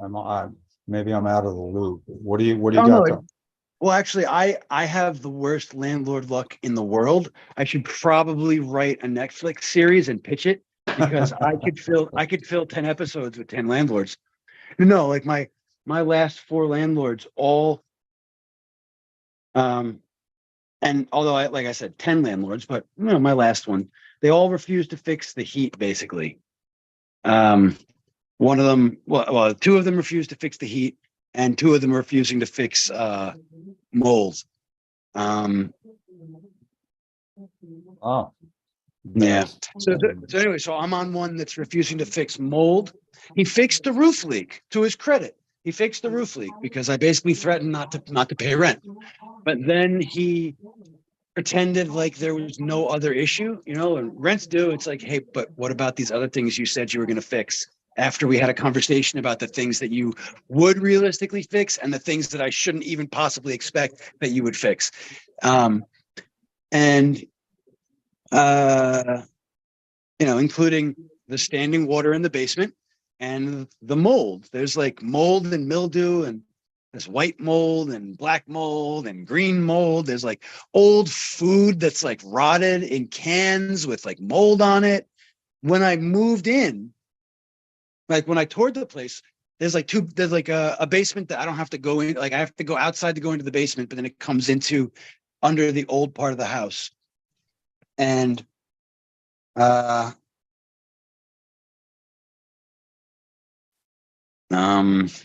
a brain fart here. So well, yeah, I showed him this when we looked in there, when we showed me the house, and I was like, "Yo, what the fuck is this? There's mold and shit." He's like, "Oh, this will be cleaned. You know, I'll have the cleaning. We do this. This will be gone. This is all the old other tenants. This is the tenants. That comes with the place. The mold, you get that free, right? So anyway, nothing was clean. Dude didn't even like clean. You know, like the last tenants didn't clean, and he didn't have the house clean. So I'm come in, I move in, I'm moving all my shit in, and then man, there's like body hair in the corners of the wall, you know, like the bedrooms, like the toilets smell like piss, you know, like they didn't clean shit. They didn't clean the stove or the sink. Anyway, he didn't. Again, he said he would clean, he didn't. So right off the bat, it was like, oh man, this is looking awful. And then you know, a month into me living here, there's a roof leak, like, and it's bad. And I tell him about it, and he takes over a month to fix it, and doesn't fix it during that last month we had, you know, with the rain every day. Didn't even throw a tarp on that shit. So I had water coming in anyway. But so he fixed that finally, and then tells me he's selling the house. I only have a 6-month lease because I was planning on, you know, just renewing every 6 months because I'm looking to buy a house. Although that's fucking terrible right now. Yeah. And it's, you know, it's depressing. And so there's a humidity problem in this house. It's more humid in the house than it is outside. If I turn my dehumidifier off in this room or in my bedroom, for like 3 hours, the humidity goes up to like 65, 70, over 70%. It's a sponge. It's a sponge. Wow. You know, and it's like, well, if he fixed the roof leak, then the water's not coming from that. Like, what was it? Soaking up with the groundwater up into the walls or something? Sometimes houses sweat when they're old and dirty and they have body hair all over the place. Houses sweat like human beings, and your house is sweating. It's got like I don't know, but it's like before I had the dehumidifiers, like you'd sit on my couches. I have some leather couches. You'd like stick to them. It was gross. I couldn't sleep. I'd wake up like all clammy, like my legs sticking to each other, you know? It was terrible. House discharge, baby. Ew. Rentals have that a lot. So anyway, so back to present time in the story. So we're you know, he's like, hey, give me the rent. And I'm just like, wait, but what about the mold and the humidity problem that I told you about? He's like, there's no mold and it's fixed. There's no mold. It's fixed. That never happened. And it's just like he told me all the variations of bullshit that basically are mutually exclusive with each other. You know, like he said, there's no mold and it's fixed. So it's like, so there's no mold. How can it be? Anyway, but he also told me that the inspector fixed it, but the inspector wasn't an inspector doing any fixing. That was the inspector for the prospective buyer of the house. Yeah, home inspectors don't fix things. They come in and tell you what's wrong. So when he's like, I'm having an inspector come in the house, I'm like, oh, you know what he means? The inspector fixed it. He signed off on it. You're good. You're clear. Yeah, fixed it. Right. Fixed. Anyway, well, that was him lying to me about the inspector, because I was like, oh, great, you're sending a home inspector so you can figure out what's wrong with the fucking house? Sounds great. And then I'm like, wait a minute, so is this for you or for the buyer? And he's like, the buyer. And it's like, all right, why would you tell me that guy would fix things? Because we said, the inspector's coming, he's going to fix everything. So anyway, so there's that. So I told him I'm not going to, you know, like, you have to fix these things. And he just denied that it was happening and he was trying to gaslight me. And anyway, so the side story is about a real estate sign. So the same real estate company that's selling the house next door to me, the guy who wants to buy the house that I'm living in is also buying that property. He wants to combine the properties and make a yeshiva. And the same company also has a house for sale down my street. My property is a corner property. There's a dead end street. So there's a house for sale at the end of the street as well. My house, the house I'm living in, even though my landlord is thinking about selling it to this guy who he's, who supposedly made an offer like, hey, I want to buy this property next door too.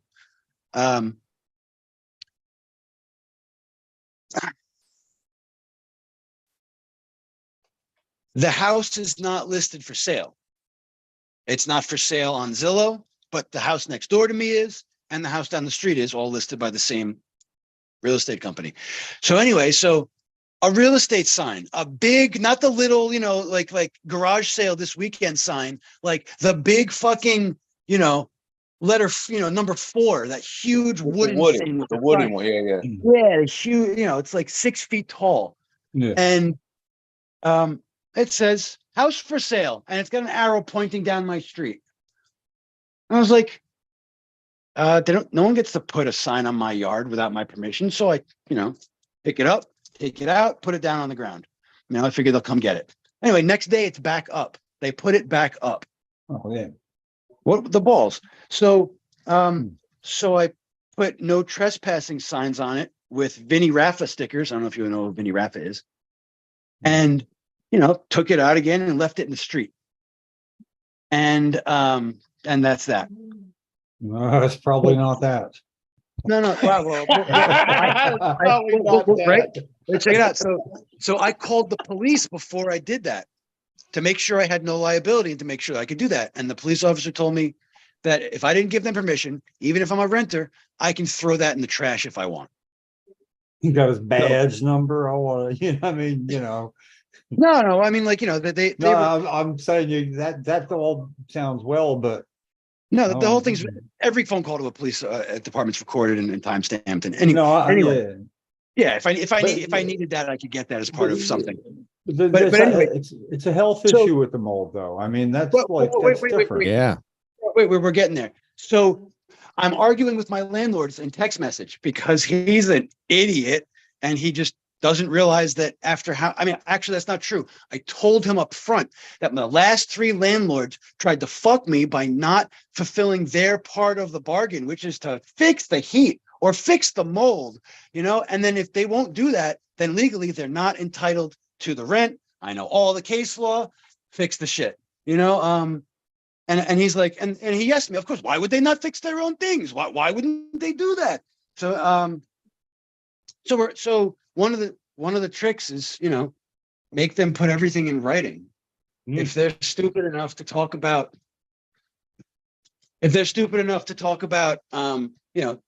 just to do all this in text message, all of that is admissible in court, all of it. So I'm just playing chess with them from the beginning, every single time, just in case they try to fuck me. And then every single time they try to fuck me. So I'm arguing in text message with him, where he's denying all these things and, making assertions which could be disproved just by scrolling up in the text messages. And he tells me that there's a pending criminal case against me for vandalism for that sign. And she's already filed the police report and she's going to file charges. And that's what Jim meant by it at the end of it. That wasn't that. That was what he meant. Wait. I knew it was getting somewhere. Don't get ahead of yourself. Don't get ahead of the story. So, he's the text message says I've been telling her not to do anything about it because I'm trying to be nice, but if you're not going to pay rent, then I'm going to tell her to go ahead and do that. More or less was what the text message said. And I'm thinking, well, that kind of goes against what that police officer told me. So I went to the police department because there's no way that I could have been legally culpable for vandalizing a sign. Look, my text message, he's text messaging right now on the other phone. It's fucking 9:30 at night. No one else has that phone. So God knows what he's gonna say. After I type, No, after I type, you were Yeah. gonna say you went to the police So I department to see, because that guy told you it was okay. so I went to the police Yeah. department to, If you had you a know- badge number, you could have, that's what I was saying before too. no, I went to the Yes. police department to make a Badge. police report. I went to make a police report for whoever this other person is, making a false written complaint. That's like a felony, like there's no way it's physically impossible for me to have vandalized a sign that was placed on my property by trespassing. Like by definition, you trespass to put it there. So anyway, so I went to the police department and I'm like, hey, here's what's going on. I want to file this report. And if there's this case against me, well, here I am. Book me, give me my ticket, and let's get this going. I'll fight it. And he's like, all right. So he looks it up and he's like, nah, there's nothing. I'm like, oh, okay. So then he says, so do you want me to call your landlord and warn him that he's not allowed to threaten you like this? And I was like, oh, wait, hold on. Can I come back in a couple of days and have you do that? And they're like, yeah, sure, whatever. So now, I mean, he tried to meet with me today to get the rent. And then we could talk tomorrow or next week. And I'm just like, no. I'm busy. I'm busy working. So it turns out that him threatening me with a criminal case, whether I'm actually guilty or not, is highly illegal in a civil matter like this. You're not allowed to threaten me with some kind of unrelated arrest if I don't pay rent. And so he's trying to coerce me to waive my rights because I'm just trying to get him to fix the mold. It's not like the room isn't infested with mold, but there's a patch of disgusting green mold here. This shelf is covered in white mold, and there's like water on the floor. And You got some there's tricolor mold. Tricolor. Yeah. Good Take it's not like- pictures. I have Yummy. pictures. I have pictures. But anyway, so that's where we're at. So him making this up and threatening me about it actually created the leverage that he pretended he had over me. Now I have it over him.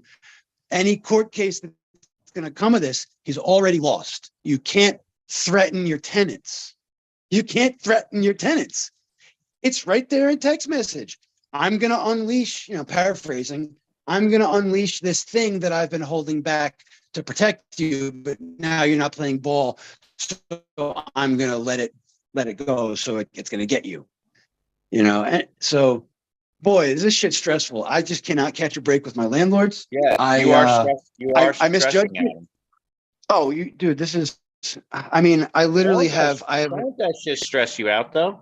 I mean, Well, I it's get not it. about that. That's easier It's said not than about done. that But person. Yeah, no, it's in here. It's in here. My third chakra is tight from not getting what I want because I I'm being. understand, but all of that is outside energy, outside validation, all that stuff. Oh And yeah. I get it. I'm also a crazy person who has my own stresses, and this No, I does get not it. help. No, I This know. does I get not it. help. But yeah, I'm tired of being betrayed, and that's my umbrella statement. And I shouldn't be betrayed. So, anyways, that's No, what I did today. I recognize that in you as you express your frustrations. I Yeah. get what it's like. I know what it's like to be tired of being walked all over, being tired of taken advantage of, being put through the ringer, and just being squeezed for last drops of energy that you don't even have. I totally get it. The irony is that if I didn't want to stand up for myself, I could roll over and take it, and it's just like I can't. The law is can't. behind you. The law is actually in your favor on this. No, I know, Yeah. but that doesn't make it any less emotionally draining on me to be involved in And this that's conflict. exactly what I'm going through right now. The law is on my favor, but nobody can tell me that my stress is invalid or anything like that. It comes along with its own, stresses and frustrations and everything like that. And I'm well aware of what it's all about, and I'm okay with all of that. But you can have the law be totally behind you 100%. You could break into someone's house and you could sue them if you get hurt. The Yeah, Laws. that's a strange set of It's laws that strange. It's strange, but it's a good basis for how legal interpretation is fought. You have one person, one party who fights representation one way, and whoever puts a better case out there essentially wins. So you could be totally in the right, have bad representation, and have your case go to shit. It doesn't mean anything. That's what's so frustrating and so emotional about this kind of stuff. Is even if the law is on your side, it means nothing without proper representation and without it following through in your favor and making sure you're proactive in every way. You know that. Oh yeah, I'm definitely not getting a lawyer for this thing. But Hey, I got to get going. But all the while you were saying this, it's sort of like I have some sort of mimicking, I guess, what would otherwise be survivor's guilt or a privilege, is that how I'm doing is always related to, do I get any curveballs tossed to me in the beginning of my day? If my day starts out without any curveballs, it's mine to make of, whatever I will. You're waking up with curveballs already being thrown at you, and then it's going to, so the thing is I screw up enough of my days all by myself. I don't need a curveball be thrown at me, and I really don't need much. So like my whole day today, I had no curveballs. I don't know if I made it outside even, but maybe, maybe that helps. I know what you mean. I know what you mean by that, Jim. I know exactly what you mean. Making sure that you don't wind up being your own worst enemy and having curveballs thrown at you from your own actions and stuff like that. That's a big part of the balance of all this. Well, it has to do with certain self-realization too. I don't throw up defense for the sake of throwing up defense, and I've actually, Lefty, I've learned from you years ago. Once, I don't know, somebody, I don't know if he came to the podcast, but had something negative to say about you, and he called you a name. It wasn't challenging, it was why you such a, let's just use imbecile, so I don't use one of the, and your reaction was, why would you say that? You were genuinely curious why he would say it. Your reaction to all that, which exuded of, it could be. I mean, I'm an asshole a lot of times. I want to make sure here. Yeah, which time? You're right, exactly. And it was, from my point of view, and it must have been a point of view because I'm remembering it, and this is going back years, it was totally disarming. I've never seen anything like it. I mean, it was totally disarming. It's like when you agree with, I mean, if you want to stop an argument, agree with the person, stipulate to something they agree with, get them shaking their head, yes. But that you were genuinely curious, and I forget exactly how it worked out. It was irrelevant. It was just, it ended it. And, it's a discussion, not a, what do I write on Facebook all the time? He was gaslighting me. I've still yet to see on like normal Facebook discussions, maybe not yet to, maybe in thousands and thousands of times, maybe twice, where somebody goes, oh man, I see what you mean, ever. So why get involved? Name calling after the third sentence, it's name calling. You know what I miss? I miss when we were growing up. I miss when we were growing up and you would ask someone a question about something and you ask them their thought or whatever. I miss when people would say, I don't know. Yeah, exactly. I miss those days more than anything. People talk about what they miss from like growing up. I miss when people were like, I'm not sure. I don't know. Yeah, well, when I get and then I do gotta go. The first thing I hear in the morning, if I'm second one up out of two, is morning, how are you? And the answer is honest almost every morning. I don't know. It's just what you said. I don't know. I don't know. I'm not a fine how are you guy. I don't know. I have a thing about that, I mean, someone says, hey, how you doing? Oh, let me tell you, just to see the look on their face. I mean, start out like you're going to roll something. And anyway, listen, this is fun coming to you guys' house on Thursdays when I can, and I'll catch you on a rebound, and nothing else by next Thursday night, and see you in jail Monday. Yes. Oh, right. Yeah, think about Lavalette. Yeah. Good point. Yeah. Let's get handcuffed together. We never got handcuffed together, Jim. So that'd be fun. Yeah. Well, that ain't gonna happen. I always dreamed of Unless Pat Duff you taking that. handcuff yourselves together Yeah. to get arrested. I always show up. dreamed of, Oh, Yeah. I always dreamed of Pat Duff taking that town down, and then I go to sleep at night. I say it all the time. Well, You yeah. know, And I just- always envisioned in my mind that it would be like a backdoor entrance, and we start at the basement, and we all start dismantling all like the main pillars. But I think the front door was kicked open, and the roof has been ripped off, and it's been a little bit of a different approach, a little bit different than maybe I was thinking. well, I do very much think, though, that I feel very good about things. That's all I want to say. all right. Well, see you Monday. Or 90%. I'll let you know for sure during Monday. I'll at least message you or Lefty or Adam. I'll shout out to you because I certainly would have an interest in finding out how everything works out. So, and I get it. I know everybody wants to see for Might as well. themselves. Everyone's like, this is not going to happen. That's what Steve thought. Steve could not believe it. He was in amazement. And I No, know Pat's no. thinking the same thing. You cannot arrest me for this. You can't do that. okay. You know, I asked Yeah, Pat one no. time, I said, why Yeah, do you they do it? Why do you do what you do? And I was waiting for this great answer. And I was No. like waiting for it. And I wanted to like soak in every second. And he just said exactly what I was just saying before. He's like, I don't know. I don't know why I do what I do. And that was the first I don't know I've heard in a long time. And it was a very important question that I was asking him. And the fact that he just blew it off like that, I don't know. It was the most real. I will never forget the way that made me feel at that moment. And I nothing will better to do. I will never. Yeah, I got didn't nothing need a better. more answer than that. That was good. I was good with that. Yeah. I'm All right, well, bored. listen, let's see how it works out. I figure time involved drive there and back. It would take almost that much time to ask somebody how it worked out and then try to understand the answers and picture it all, So, I mean, let's see, that's almost the exact drive I do every Sunday. So, it's like I could almost snooze on the way there.